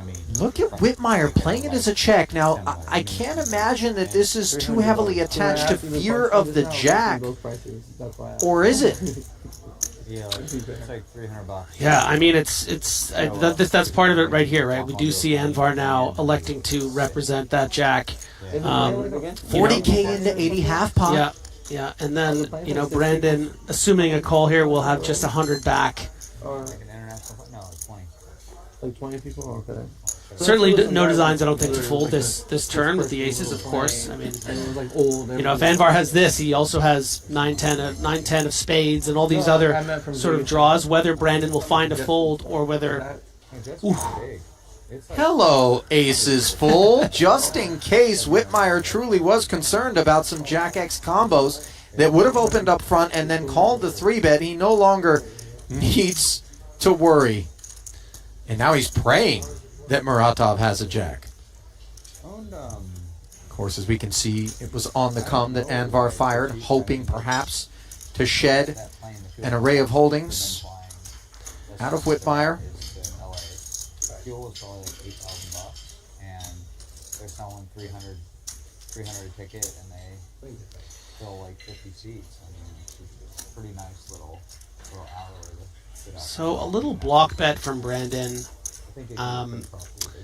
It's interesting. I mean, I think that Muratov would have found himself on this river thinking, okay, well, if my opponent's called here on the turn, I block kings and queens. If my opponent has the top of his, pre-flop range through hitting from the big blind, it's going to have, aces, kings, queens. And if I block king, queen, maybe aces is part of that range. Brandon, I don't know if he lost a customer with that lead. You have to imagine that Muratov would at least consider finishing the story of the trip jacks, but it was a pretty bad river card based off the ranges. That'd be kind of sweet. Well, if we are going to lead, 20K certainly was designed to entice, but sometimes we look a little too milky and alarm bells go off. One day. Non-issue on that occasion. Too heavy, but one day could be a case. That's insane. Yeah, I like it too, maybe 1 year. The way technology is growing and growing. I can't wait for moon flights to be cheap. Yeah. I mean, cheaper. That would be sick. Have you guys heard about like this underground transportation that they're trying to do? Like underground trains in the water? Did you hear about this one? They have one. Yeah, they still do that. They already do that. They have one from London to Paris. Yeah. They're trying to do one from like London to like the US. Oh. That's different. I saw it on YouTube. What's the point of it? No, they like you'll get there like in 2 hours. They go so fast. Okay, I feel compelled to get on the record early I don't know. in terms of this bleeding edge concept of a underground train or vacuum tube between London and the U.S. and really just let everyone know I'm not going to be first in line. And in fact, I may never queue up for that. Jet black, like, fuck that. You're sitting and Yeah, shaking. I'll take it if it's like safe and it's been tested a bunch. You guys want to take it? But you, Like 10 hours of flying? Have you tested? Wasn't there some Hyperloop business that they were going to come up with where you could blink and go from LA to Vegas? How could you go with like what? Yeah, I think I've heard something like that. It's, you know, we're always trying to get places faster. Listen, I'm an adrenaline junkie, don't get me wrong, but you know, I got limits on how much speed I want to enjoy, and a little bit of speed being shown out of the big blind by Anvar with King 9. Fly 3 hours from London to Took us to 10K. Technology in 2040. Yeah. Whitmire, That was a lip BFE, calls, yeah. fails to hit the 5, You'll second see pair. Cool stuff if you just YouTube like technology in 2040 Like, or like in For 20 Anvar? Is that late 80s? Yeah, these blind on blind battles are always interesting. Obviously, the hand ranges are going to open up quite significantly. I think both of them have played this perfectly fine so far. They burn so much fuel that thing. It's like flying fighter jet. Yeah, supersonic. It was the one that had the pointy nose. You never saw this plane? It was sick. Both players checked. No, it was British Airlines. That French might have had it too. It was Concord. 4 is a non-issue. Yeah, that thing was crazy. Yeah, we were proud of that. Yeah. Table talk centering around the Concorde and supersonic flight. Sad to see that go, of course. Nothing supersonic on our French invention? screens. Well, don't quote me on this. I think it is, but Oh. I'm not sure. I know it's French, but Yeah. Anvar now, the German made it and they sold it to us. I don't know. Yeah. showing some pride in the 9s.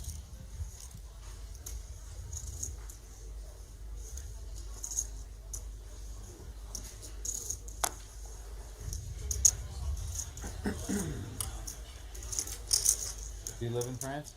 Still? No? 17K. Hungary. Oh, okay. Hungary Island. Takes it down. Oh, cool. You been? No. I hear Budapest is the best, but I've never been. Yeah. I hear it's gorgeous. Like the architecture is great, They right? have like all that's where I seen it. Where they're talking about how they're building it, and they can really A lot of Americans come. Yeah. get up to some speed. 25 still.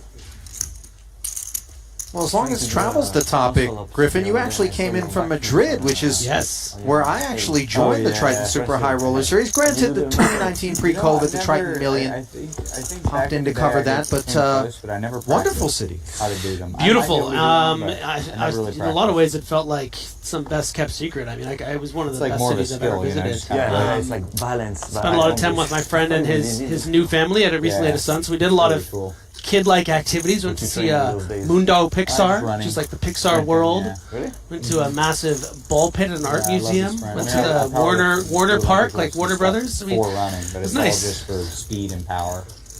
Do you do for fun or you compete a bit? Just for dream fun. vacation for a 12-year-old. There you go. Me against So it's myself. 12-year-old inside. Yeah.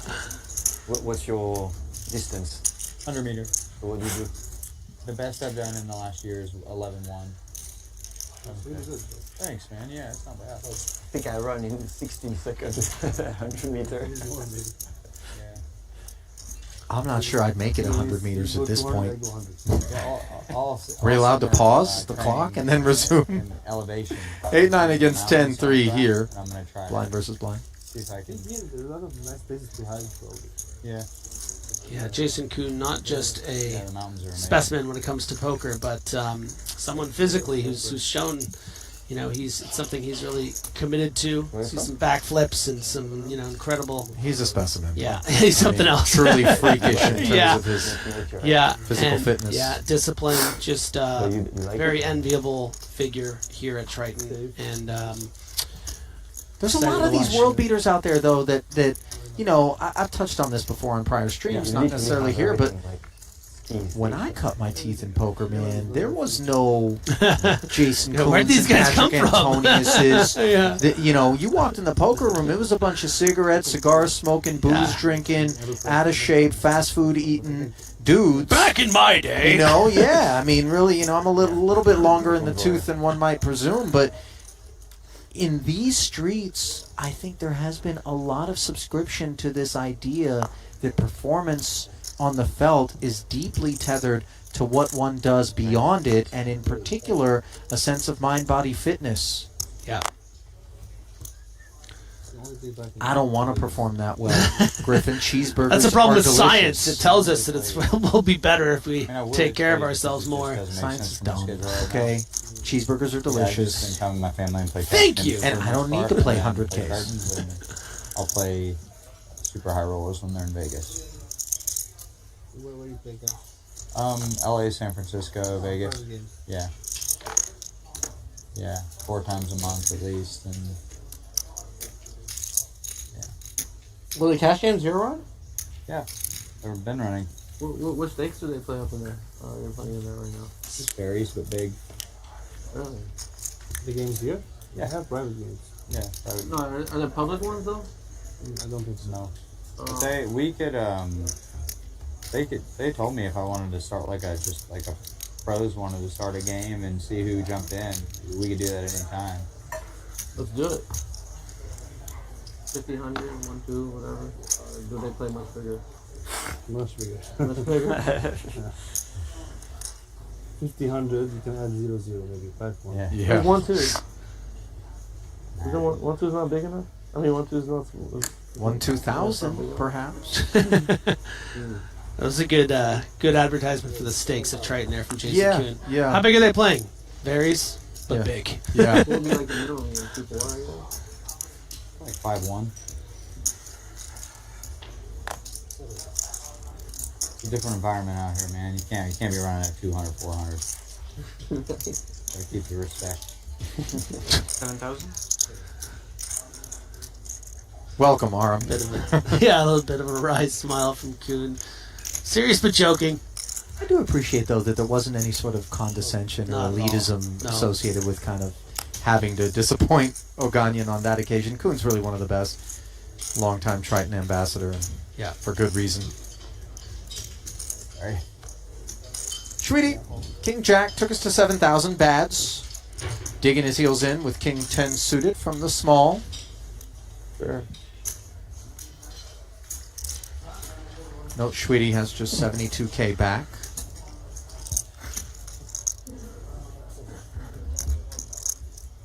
Nikita does have one of the best hands you want your opponent to have here when you have King Jack. Ace high flop. Bads checks over to Sweetie.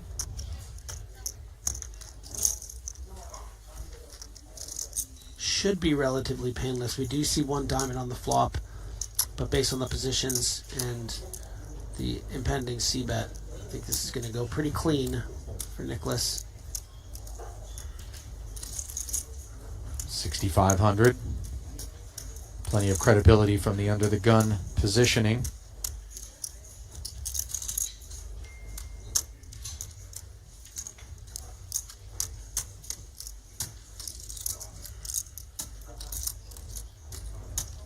And Bad's sort of a begrudging muck there, but he was pipped.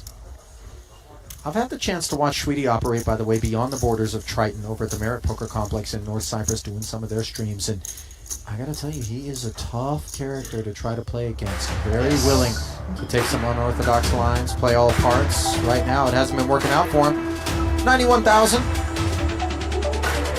After picking up that pot, still bringing up the rear here in a 7-handed affair at the featured table as you look at the chip counts brought to you by GTO Wizard. Blinds at 1K and 2,500. Oganyan up at the top of the leaderboard ahead of Jason Kuhn, 379,000 in front of him.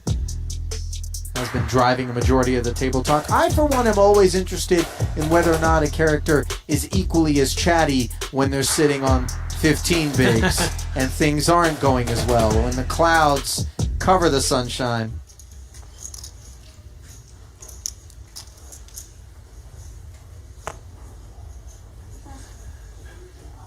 Yeah, these early levels are always quite interesting because it often feels a bit like, players are sort of circling each other in the gladiator pit, sort of getting a feel for things, but to have these guys even at these stages and to watch how they navigate, it's a real treat. Queen Jack for Kuhn. Played as a limp from the small.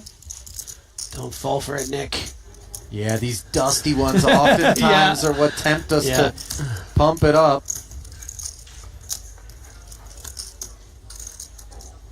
10-3 does not raise it up, but does flop a flush draw. Inferior addition. Kuhn with the Broadway Gutty and the better diamond.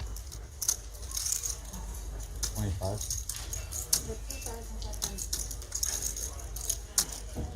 25K the bet. 2,500 rather. Apologies. Oh. Really? Yeah.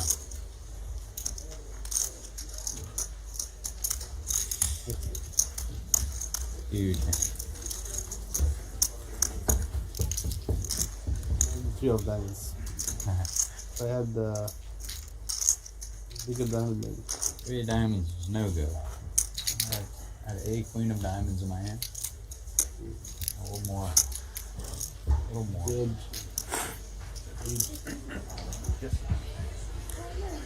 Hi guys. Good luck. Hossein and San, former World Series of Poker main event champ, to the right of Orpin Kisichikoglu there. Hey, what's up with the no signal, sir?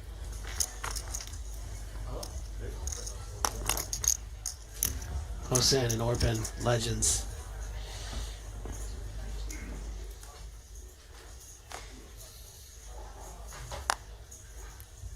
Perhaps our eyes are being cast upon some future legends. Obviously, the Triton grounds are fertile with opportunity to make a name for oneself.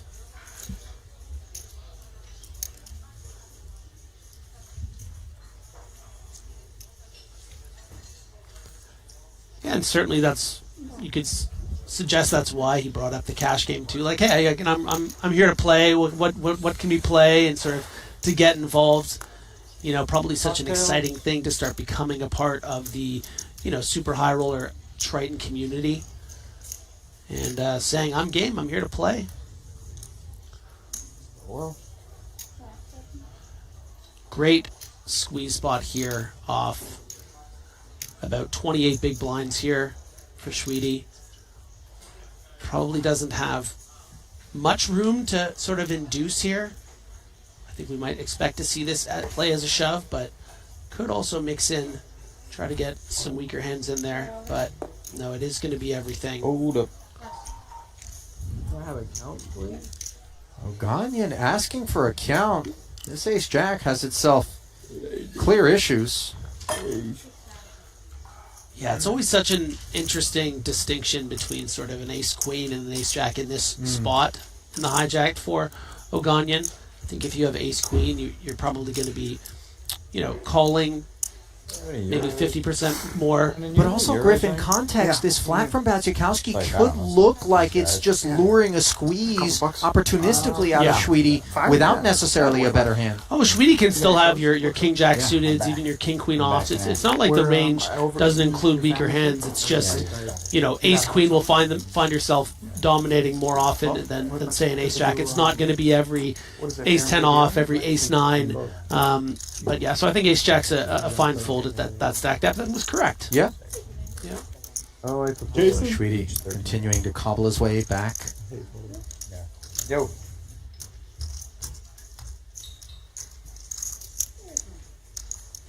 Hey. Can I have 2 sparkling waters and a Americano, please? Thank you. That's for you. Thank you. Gold water, please. Oganyan. King, queen. Back to the drawing board. 7 dimes again. What do I have, aces?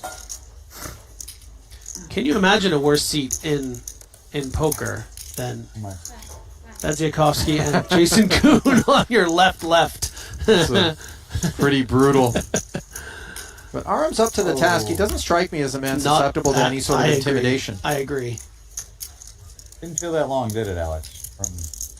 From Jeju to here. Just kind of like felt like a week. At least to me, it was like that. Pocket sixes for Anvar.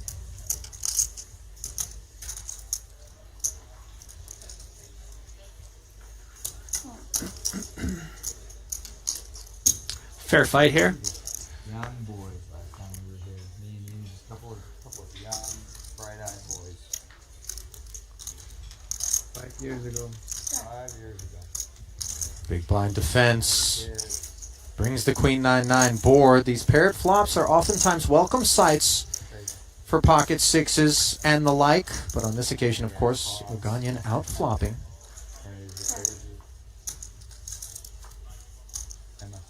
Check back, by the way, from Aram as the counterfeiting queen comes off. Boat for Oganyan. The sixes drawing dead.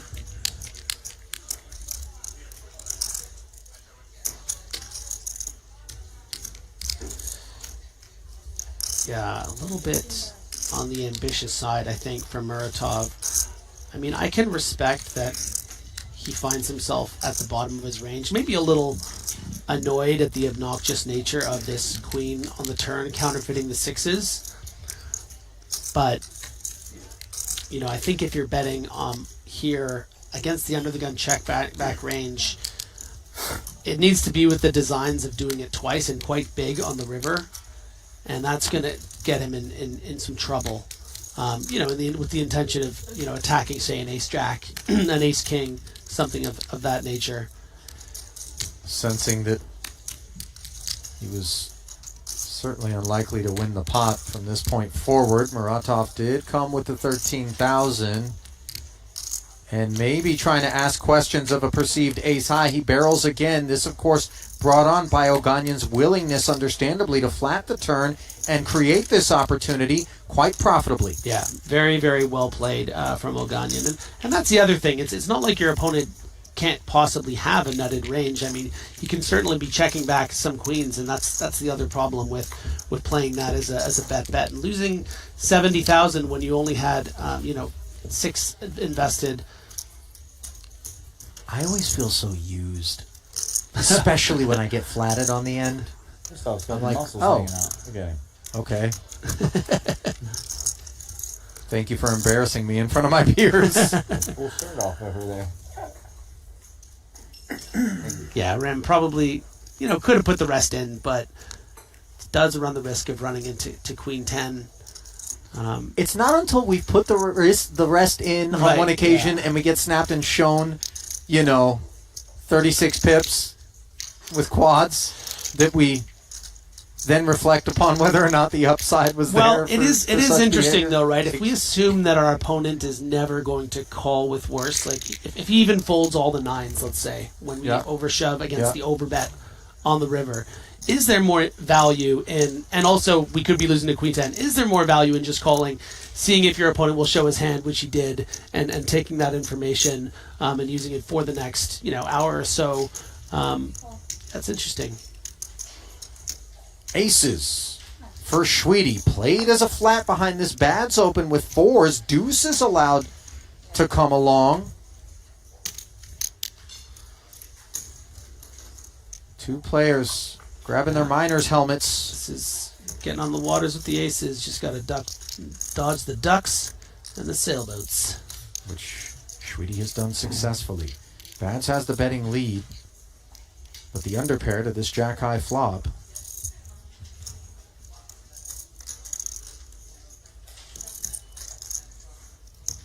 Yeah, I really like this flat pre-flop from Schweedy. You know, some players maybe will just want to start getting some money in. 35 big blinds effective, but you know, Makita isn't going to go wild against your 3-betting. You have players behind that, you know, aren't necessarily the Jason Koons of the table. Inviting them in, creating a pot like this, unfortunately, just not getting the board to his liking. 16K. respected by the opposition after Bads did not follow through, understandably.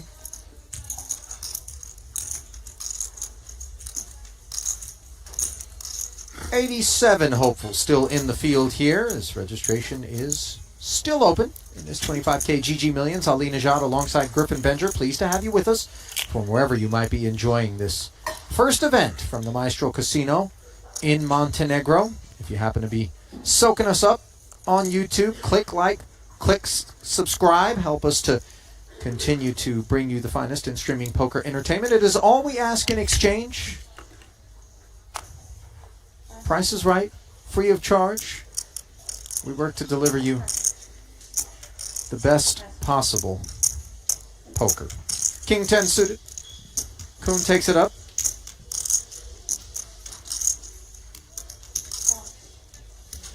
Mm-hmm.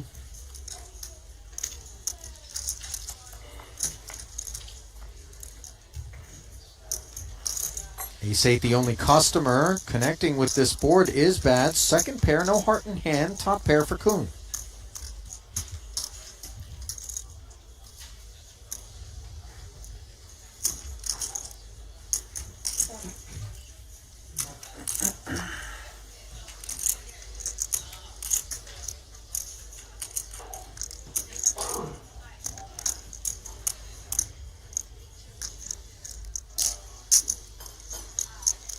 Three on the turn after it goes check, check.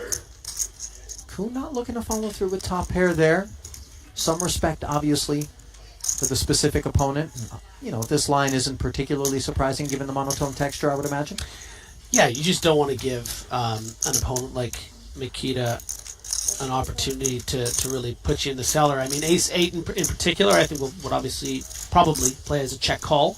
But the kind of hands that, you know, Mikita is prepared to check raise, maybe some one heart combinations, maybe something, maybe like a 7-9 with the 9 of hearts would put a lot of pressure facing a c-bet if he played it as a check raise. So I think that, you know, Kuhn is just respecting the, you know, all the different gears that Mikita has in this sort of low impact pot and just playing it safe, playing it pot control. And now Mikita with that bet on the turn, that's really sort of a price setting you know, I guess merge bet. It might not be the best right now. Maybe Kuhn is checking back some better hands in this Ace-8.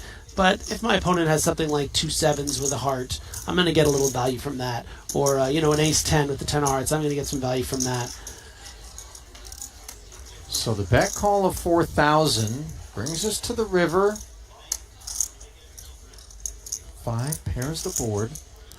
Bats tries to determine whether or not a bet is the preferred course of action. We get our answer, and it's a leaner than on the turn-sized 3K into 26.5. Yeah, and an effective check in a lot of ways, but it's still a move that can throw off even some of the best players in the world because, you know, you have seen those horror hands where someone does something like this with middling sort of value to sort of set the price and then come back over the top. And so, you know, in this case, I don't think that that's necessarily what Mikita's game plan would be. He would probably want to have a heart in his hand to do something that ambitious, but there it comes from Kuhn.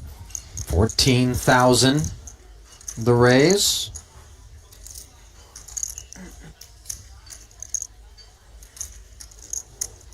And I think these are the sorts of sort of thin spots that separate great from good. Not to make too much out of it, but ask yourself honestly, as maybe a non-professional, amateur, aspiring pro at home, if you can find the hunt for this extra 11 with a hand like King 10 after the 5 pairs and there's 3 hearts out there. So I will say what is interesting right now is that this, you know, Mikita might even also be considering, well, I don't need to represent a flush here.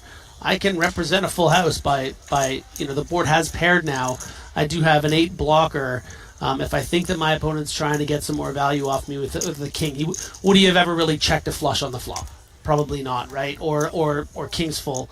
But instead, does just call and is going to be shown a very well played King 10 from Jason Kuhn. Wow, the levels to these guys. I'll tell you what, it is not a mystery why it is that between the two of them, unbelievable, they have as many Triton titles as they do.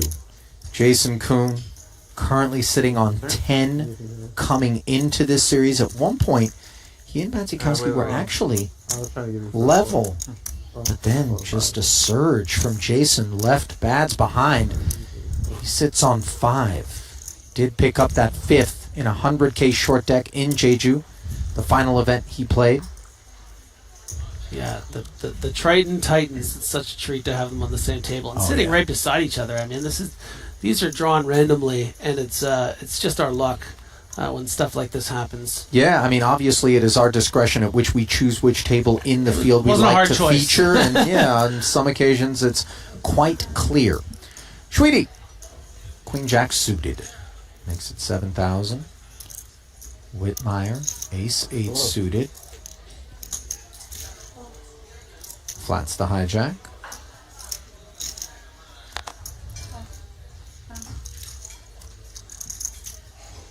Pocket 8s for Bads.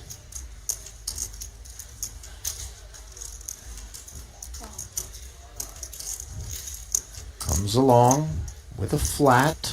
And what's Kuhn working with? King 10. Price is nice. Yeah, Kuhn's going to be continuing with this hand just as to whether it's a call or a squeeze.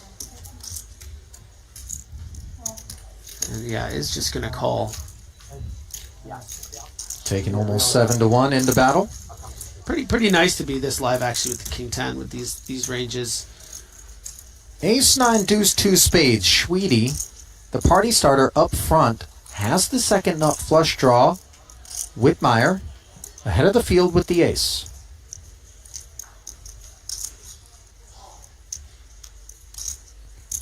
Nicholas following through. Credible storytelling.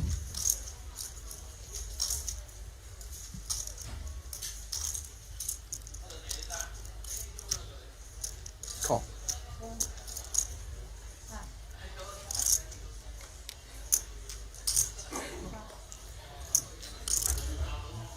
Yeah, and Schweedy's going to know exactly where he is in this hand. Pretty defined range here with this call.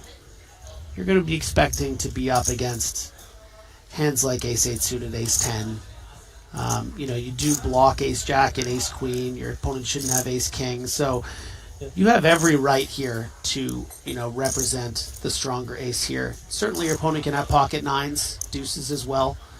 But most of the range is going to be the exact kind of hands Brandon has, and Nicholas is probably going to have every reason to find himself all in at the river and put a lot of pressure on this kind of holding. So 24,000 is the follow-up sizing from Schweedy after Whitmire flatted, and he's got the kind of kicker that leaves one very adrift, incapable of trying to pursue any sort of value, unclear whether or not our hand is good, and now it no longer is. Board pairing deuce of spades, putting the flush in Schweedy's lap. Yeah, and Schweedy shouldn't have, Brandon shouldn't have many flushes here if you look at the board texture. I mean, sure, King 10 of spades, but what, 10 8 of spades? Maybe 7. It's just, most of the time it's just going to be this ace here. You can see the way that Schweedy bet this turn with the 24K. It wasn't by design to get him to fold the ace. It was so that you would have that, 84K shove into 100 on the river, whether you hit it or not. Now that he actually has hit it, maybe the effectiveness of the line is going to be too good, and it's going to be difficult for Whitmire to call. It's fairly remarkable as you kind of peel back a pot and kind of reverse engineer it, how frequently players will graduate their sizings to arrive at the river in a situation just like this. These are not coincidences. Tactical. Schweedy now able to jam 83.5 and lay a price that leaves Ace 8 very uncomfortable. Yeah. Whether it was the deuce of spades or the 10 of clubs. Remember, we saw Brandon check fold with the ace-9 earlier, and again, he finds the right fold. So well done by Brandon to avoid further losses, but he does get a bite taken out of him by Schwede, who has bounced off of his low water mark considerably. No quit in that man there. And it's nice to see Nicholas get a little comeback, but I think a part of us wanted to see the spade not come and see what happens when this plan, that we've seen go step for step. Yeah, it's not rooting against Nicholas so much as it is rooting for a situation that might allow us to sink our teeth into something. Yes. And he might have won the exact same amount of chips, right? Right. In Houston, Sean Deeb took a video of like dealers cheating, basically. Shuffling the cards. And there is Brandon. Yeah, like it was like big tournaments and stuff going on. Cash one. It was super obvious. Yeah, it was like you guys didn't see it on Twitter. No, I don't know, man. I really don't have my Twitter much. No, I don't look at it either. But like on YouTube, I have. So that's why he doesn't answer my DMs. Berkey thing. Listen, it's tough to maintain self-esteem if you delve too deeply into those. It's true. DMs and reply tabs. Although to be fair, I do think that there's a good number of people in any one of our given chats or social feeds who are kind enough to grace us with compliments and gratitude for what it is that you need other tank? We are working to deliver them. It truly takes an army, a village per se, to pull off one of these Tritons. Definitely. Quite an aggressive open here from Anvar. I think having a bit of a tough level, that 6's bluff not working out, maybe coloring a little bit outside the lines with this open, but a suited king has a lot of playability, and also with the nature of these rebuys, maybe just wants to try to get something going here. Sometimes you'll see Operation Spin or Bust at times. I mean, not alleging that that's what's on display, but certainly a concept to bear in mind as we journey on. Muratov just air on this Queen Jack Deuce board. And by the way, it's such small edges and deviations, right? I think a lot of players are going to be opening King 7 suited from the hijack, so maybe prepared to just get a little bit looser to splash around a little more as he picks up some more equity on the turn here. Gutter for Anvar, who of course was unable to dispense second pair on this flop. Big talk all week in the poker world. You were living in London. You were on different time zones. And when you find yourself here, still plenty of maneuverability here with this SPR of over 3 to 1. You have seen more often than not Anvar with equity or with any kind of smelling some weakness has been putting out some big bets and looks to be putting one out right now. And this is the exact kind of hand he's hoping Nicholas has. Something that is a pair but not connected and doesn't have a straight draw. Yeah, where does it go from here, this Jack 6? Yeah, exactly. We know Schwede is not... a perfect hand for him to have. Yeah, he's not incapable of sniffing something out, but even he has to respect spots that are poor. And this one feels like it's one of them. Yeah, I think a good way to look at it too is if I'm always continuing with 9-10 or Queen 7 of clubs, like there's so many hands I'm going to continue with. Which ones can I fold? And I would have thought that Jack 6 would be one that would maybe find the muck more often than not. But Nicholas has always been a little sticky and really is reading this correctly. That doesn't really believe what Anvar's selling right now. His spidey senses tingling with good reason as he's got a winner on this Queen River. Muratov now 80K back.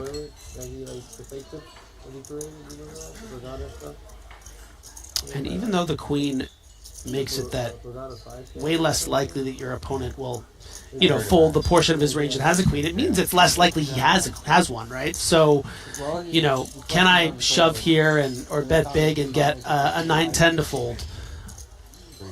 Or a Jack 8 or whatever it is. And no, I think shuts down. Yeah, I think that's a good move. I don't think Nicholas was folding this hand. That's crazy how the casino found the chips though. In the toilet pipes? Like, how did the hell did they know to look there?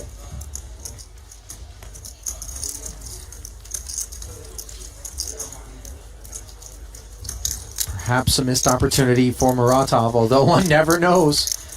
Yeah, I think he might have called, to be honest. Tweedy's adhesion paying off on that occasion. And sometimes, Griffin, I would imagine you would agree, if you have a sense of whether or not a guy is on the stickier side of the spectrum, it can really influence the way that you get after things in position against them, you know, or out of position for that matter. Just navigating pots against characters like that is more challenging, objectively. Yeah, and these players are going to keep each other in check, right?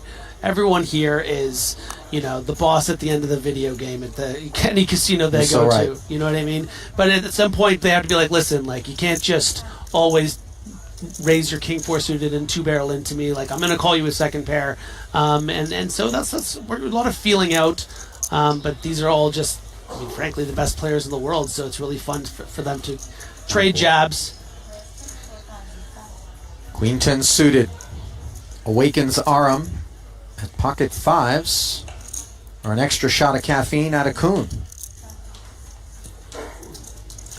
Nice. I like this with the fives. You know, not something we often see as a big 3-bet with pocket pairs. It's pretty advanced concept, pardon me, that is often used very deep stacked when a player shouldn't have a lot of 4 bets and is going to be playing a lot of calls. I tend to feel like the typical thing that I witness is the smaller pairs just looking to set mine deep stacked. You know what I mean? So obviously credit to Kuhn for a little bit of deviation as he books a table for 2, and on the menu is Ace-Jack 8 of hearts. Gutter in 2 directions for Oganyan, lagging behind fives, but having more of the equity with 2 to come. Checks it to the pre-flop 3-better, and let's see what kind of taste Kuhn has for this 55,000 in the middle. Yeah, I just think it gives, someone like Jason Kuhn more weapons, right? He can represent the massive hands that he's saying that he has by 3-betting, and then also when he does flop a set, now we have an inflated pot and a very, very disguised hand. So, again, like you said, normally you would see a lot of flatting, but very interesting board, frankly. Oganyan has flopped a double gutter. The hearts are dangerous, but neither hold them.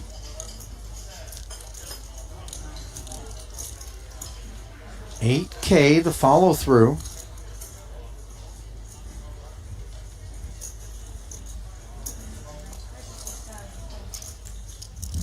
And Oganyan comes out with the big boy chips. How about that? 36,000, the check raise as the double gutter wags its finger in the face of the mighty Jason Kuhn with success. Nice timing there from Aram. Well, if you haven't already, pay one of our other partners a visit over at GTO Wizard. If you want to make optimal decisions in high-pressure spots, they've got you covered. You can study any situation using any bet size. They truly are the ultimate tool to help prepare yourself for critical moments on the felt. Check them out at gtowizard.com or scan the QR code on your screen.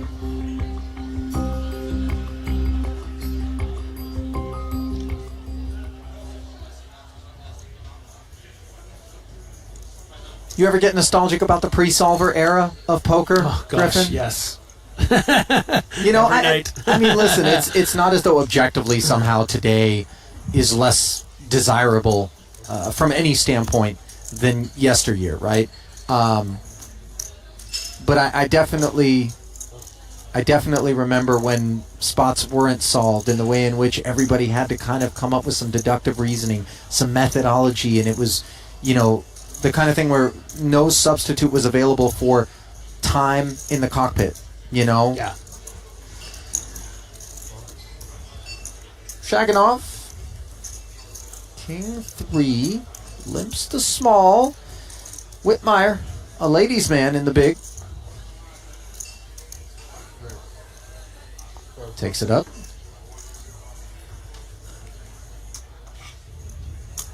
4X.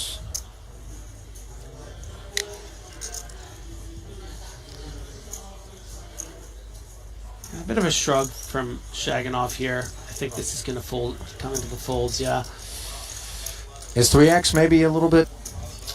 King 3 is just, I think some players might might even prefer to do it as like a limp raise, that one high card, one low card. Obviously, in that situation, it wouldn't have gone well, but I think it's it plays nice as just a limp fold. You know, have to imagine something like King 9 would probably be called, maybe any suited king, but yeah, anything sort of, I think, in that King 6, King 7, and below, you can just respect the raise. Sometimes you're going to get bluffed, but it's fine. So an uneventful exchange brings us to the next hand, where deuces again get delivered, this time to Schweedy. Yeah, nice 2 levels here. Since I've been on the broadcast here, started under 100K, now a little over 200. Couple nice hands. 5s for Whitmire.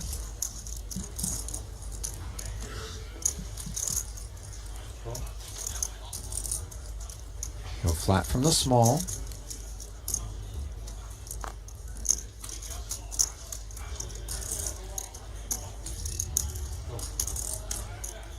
Queen 8 for Anvar. 2 overs to the entire field. But neither of them materialize on a King 9-5 board where Whitmire's got himself bottom set. Unfortunately, nothing much elsewhere to speak of. 2 checks in front of the opener, who closes the action with a check back and disastrously hits a deuce of clubs on the turn. Oh no. And all of that hard work that Schweedy has put in to bounce back off of 70 some odd thousand up to over 200 could come undone in a hurry now. Yeah, and Brandon electing for the check raise line here. And I'll tell you what, Nicholas Schweedy's going to be thrilled when he sees Brandon raising the turn here. Simply because there's really only one better hand he can imaginably have. You'd figure 9s would probably 3-bet. Some of the time, sort of small blind to cut off. You know, certainly King 9 suited in the range of Brandon here. Some combos, flush draw combos that might want to take this line to pressurize certain hands. So 17 becomes 37, and little does Nicholas know it. Yeah, I'm not thrilled with this size here. If we're trying to get all the money by the river. Of course, Brandon doesn't know his opponent also has a set. Yeah.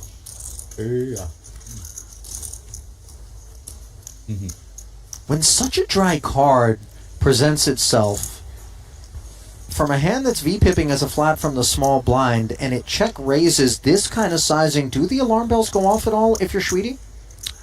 Yeah, I mean, I don't know if Schweedy is going to be... I mean, it's really hard to say. It's a very strange board, right? With what the ranges are, there shouldn't be a lot of 2 pairs. You know, like the deuce doesn't really... you don't have King Deuce suited here. The deuces are all blocked anyhow, right? Yeah. So it's like the King 9, King 5 combos, how often are those present? But then we begin to kind of consider the pocket 5s and 9s. Yeah.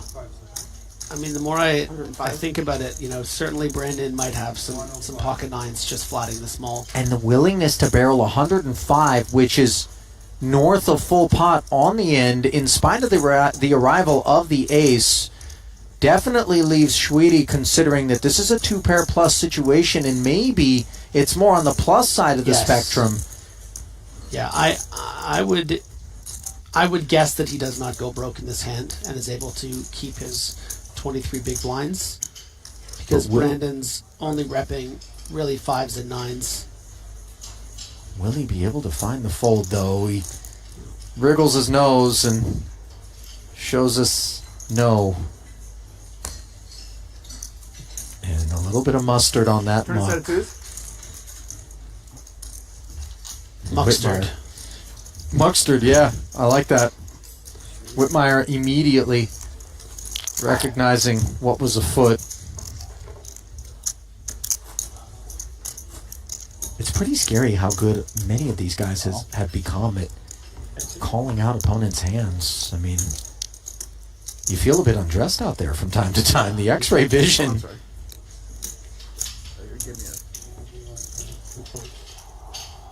Doesn't help that Jason Kuhn actually looks like Superman.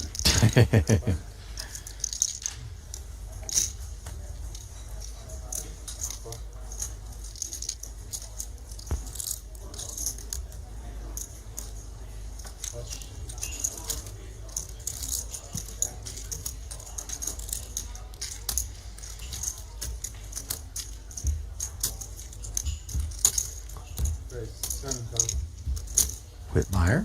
Play the rush. 7. Feeling a little swaggy with the 7-6. Stepping out a bit.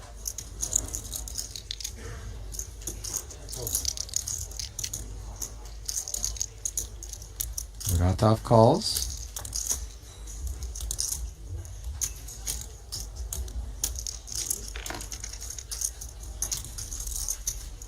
Oganyan. Considering this 4-3.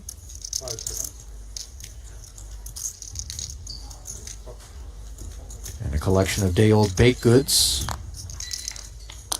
hurled into the basket. And out pops Jack, Jack 10.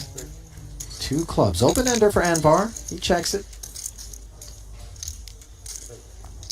Little does he know Queen High happens to be the best hand.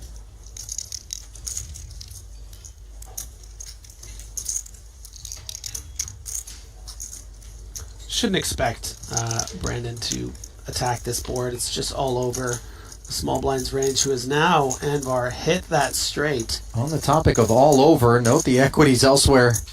Going to 0. Oh, from the table. Okay, I was wondering what's going on. I think the table is like shedding because it's getting on my pants.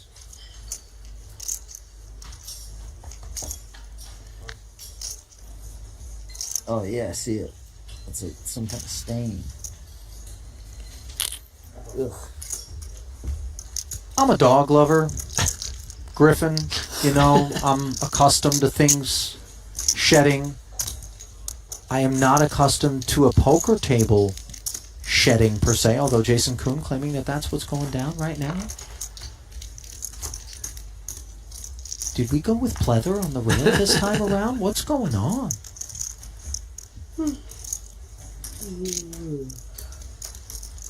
I remember when Resorts World over in Vegas first opened up, the $20 chips were brand new, and we realized that, like, they were actually shedding. You know, they were super razor's edged. They hadn't been worn in yet, and, like, a lot of the pink flake and whatnot was going on, and, like, fibers from the carpet started, you know, poker room had to be broken in. Another good old days speech from Ali. That was less than a year and a half ago, man. Okay. I think so. A couple of years at tops. 7's here for Kuhn. Worthy of 7K. King, Queen. Worthy of defense, of course.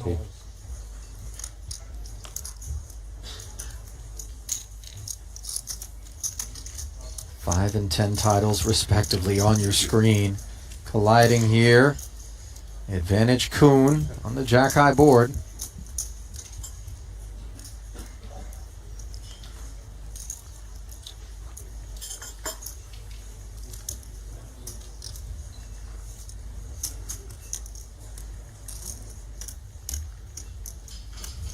Bats checks it. 1 over to the 7s. So 1 C-bet dialed up. 10K.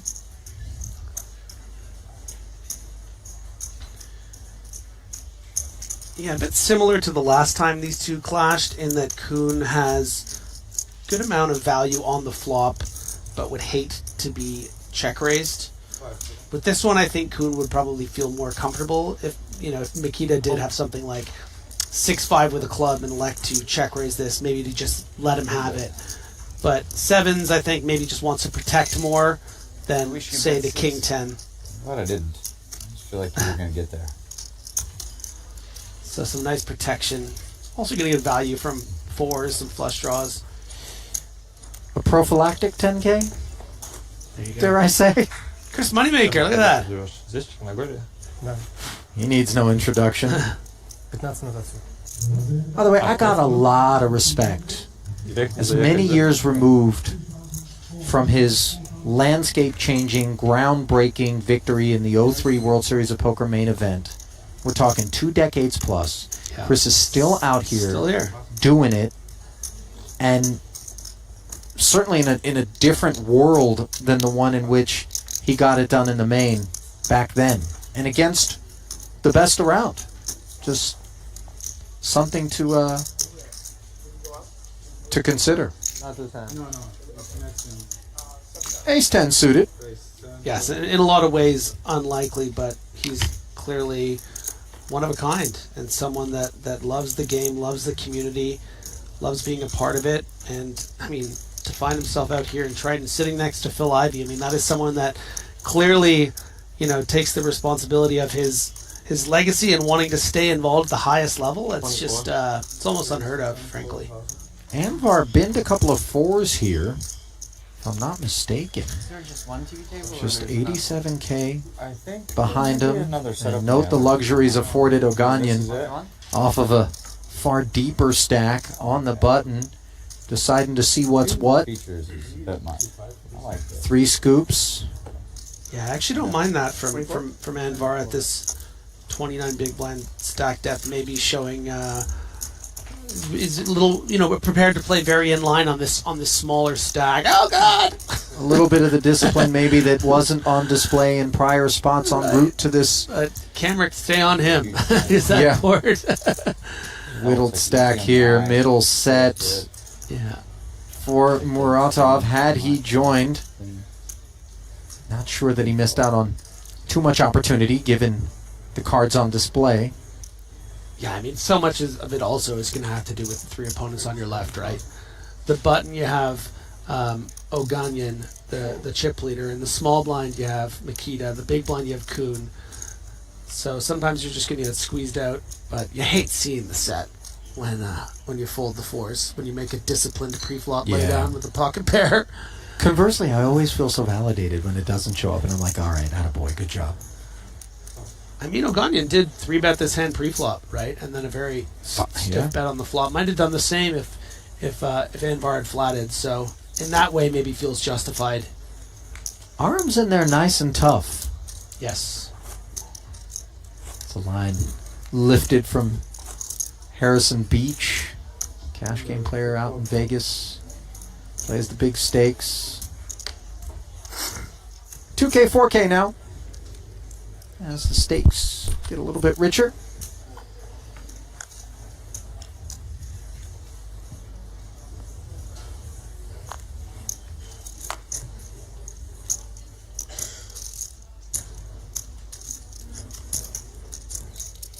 A Shaganov, by the way, for the record, I can't help but suggest is maybe a good way to express illicit coitus.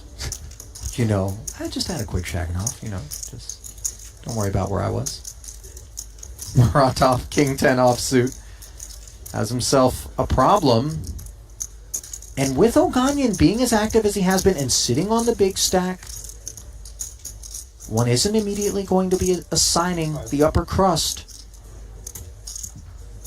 to activations. Yeah, important to note here as well. Blinds have gone up to 4,000, so Anvar effectively opening on around just over 20 big blinds. And you can see Oganyan sizing down, actually, maybe as a response to this. Wanting to maybe find a way to keep in some of those worse holdings, like a King 10, but no, Anvar's not going to fall for it. That's one of the worst hands you can really have, I think, King 10 off. Playing out of position on your short stack against 3-bet. I mean, to open to 8 and concede for the extra 10 is disappointing. Not something we see often, but perhaps shifting from the endeavor to try to spin his stack up to trying to preserve it once he deems the spot poor. I mean, does the math alone dictate, though, that even that King 10 should be drawn forward? Yeah, I mean, I think so. It's you just find yourself in so many bad spots. In a situation like that with the king 10, I mean, what you're doing is you're utilizing the blockers of the hand to just try to steal, right? As soon as you get any kind of resistance, king 10, I think it's one of the worst hands you can really continue with. You know, those even queen jack in a lot of ways at least has some potential, more playability. All the kings that are 3-betting you are going to be better. And yeah, but the price is there. It's tough to know if your opponent had ace jack, for instance, and you fold. You know, maybe we're singing a different tune, but just as a process, I think you don't want to be continuing there. Yeah, you were involved in it. Okay, you got me for 100. Yeah. It was so funny. Sweetie. It's sad that Nacho didn't know what day of the week it was. Yeah. You guys took it, and he was just like, it's Saturday. 15 big blind shove here for Nicholas. Oh, but then he was like, in my country it's Saturday, but in his country it was Thursday. Yeah, that was even better. Jack 8 suited. Yeah, he's like, my country. Able to haul back the small. I do remember. I remember. And the big blind and big blind Annie giving away a hand to go. I've had some pretty stone lock bets. The other one was Nacho and Sean Winters basically gave me 15,000 at a future table where they bet me like 6 guys were going to be eliminated in one level in the Triton Million when the average or in the Triton Invitational when the average stack was like 140. Like the craziest thing I'd ever seen. One guy busted. They bet you 15,000 each. 10 and 5. Wow.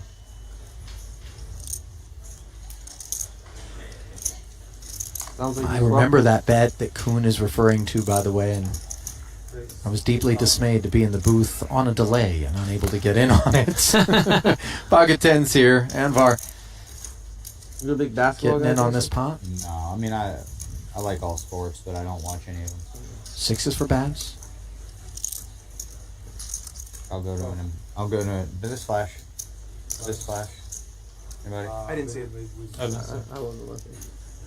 Kind of caught my finger. I saw like a video where it was saying, like, statistically, in the second round, there's more blowouts. So I just been betting on all the favorites to cover. Oh yeah. There's like more blowouts. Speaking of king 10.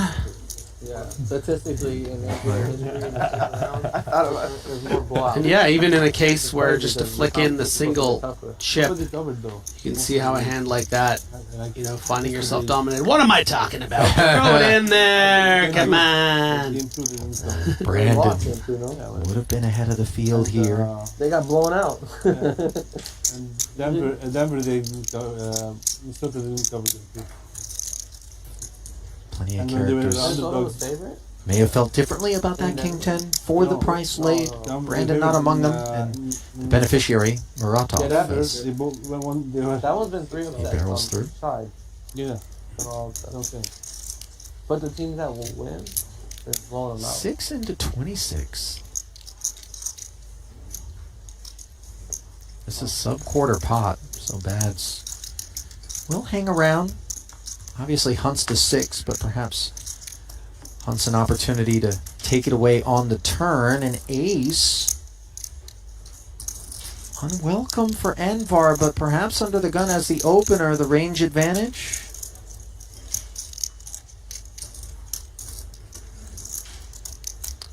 Yeah, difficult here, I think, for Anvar to really know how exactly to proceed. Certainly your opponent can have some kings, could also have some ace floats, you know, where it ace jack, you know, maybe something like ace 10 of spades. Is the former not more likely than the latter, and insofar as it is, then perhaps we would be more compelled to barrel through it for Anvar as opposed to check and now give bads an opportunity, which he does not take, checking back.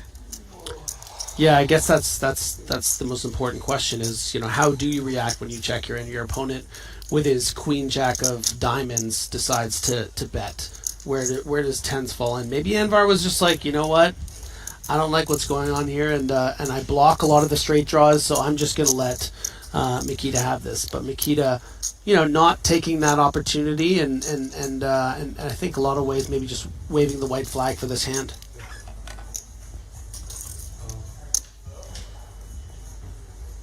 Yeah. So to the cheap showdown, they both head.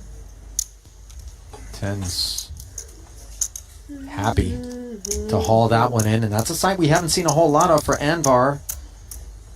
He's been unspooled of late.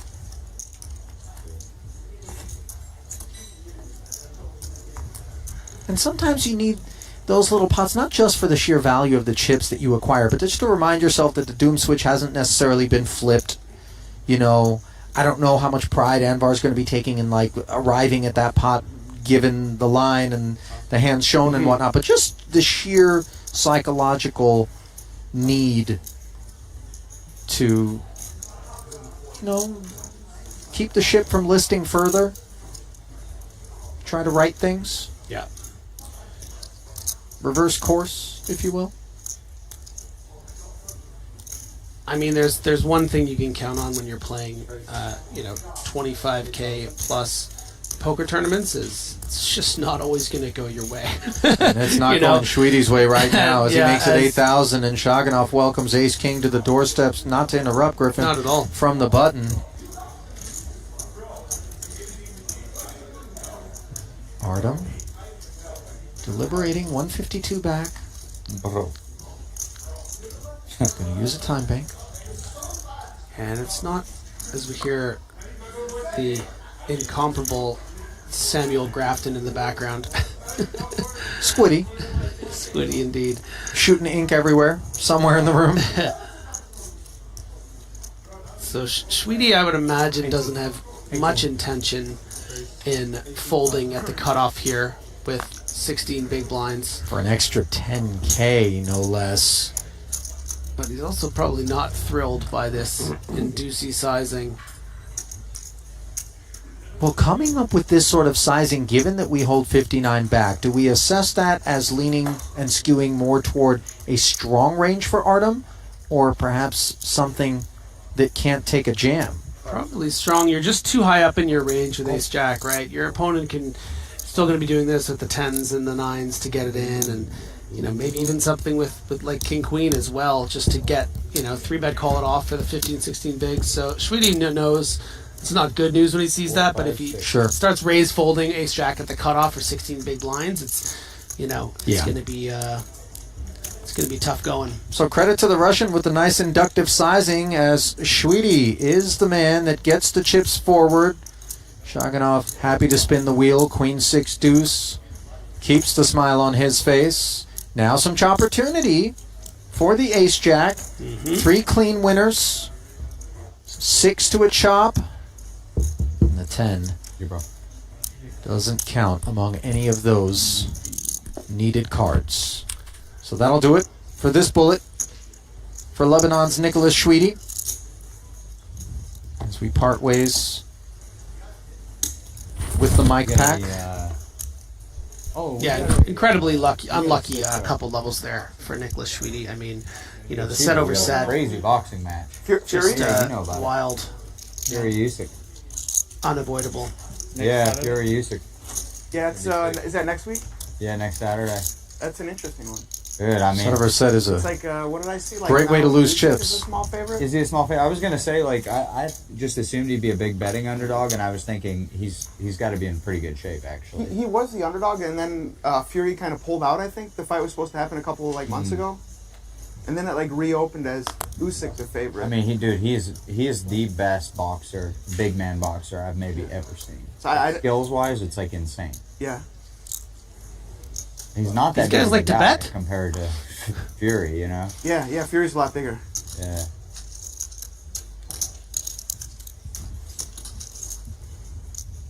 Bianca and I had we were ringside Fury Wilder 2. 9,000. Fury left him. How was the UFC? It was awesome. 300. It was amazing. Yeah. Obviously, those fights were nuts. All of them. Yuri was sick. Gaethje, clearly Holloway. That was an amazing thing to see. It was like an emotional experience, Kuhn, a fan of the combat sports. And Anvar, a little combat of his own here. Pretty good. I didn't watch it. 9 becomes 27, a 3x off of a fairly lean stack. The fight night. You mean Anthony Smith, isn't that his name? Anthony Smith, Lionheart Smith. Nice hand. Coach him do that. Bit of that awkward stack size where you don't really want to just shove in 25 big blinds with ace 9. Found a nice little 3x 3-bet. Something this summer? Yeah, Whitmire's kind of showing both sides too. He you know, he's willing to kind of take a little, pop his head out of the sand, you know, spot, and then also kind of is quite ready to walk away Over 1,000. So like, I'll take you. I'll take you my treat. with resistance. What is it? 4 and 4? Yeah, we'll go my treat for how lucky I've been flipping with you. It's the least I could do. Yeah, we'll go for sure. As long as it's not like in the way of some tourney or something. Some big one. On the heels of that offer to Bads by It's not Kuhn, like, also not like super exciting. Yeah. Nah. I'm reminded of doing post-production in Latvia over the last couple of It'd be weeks. very bloody. A passage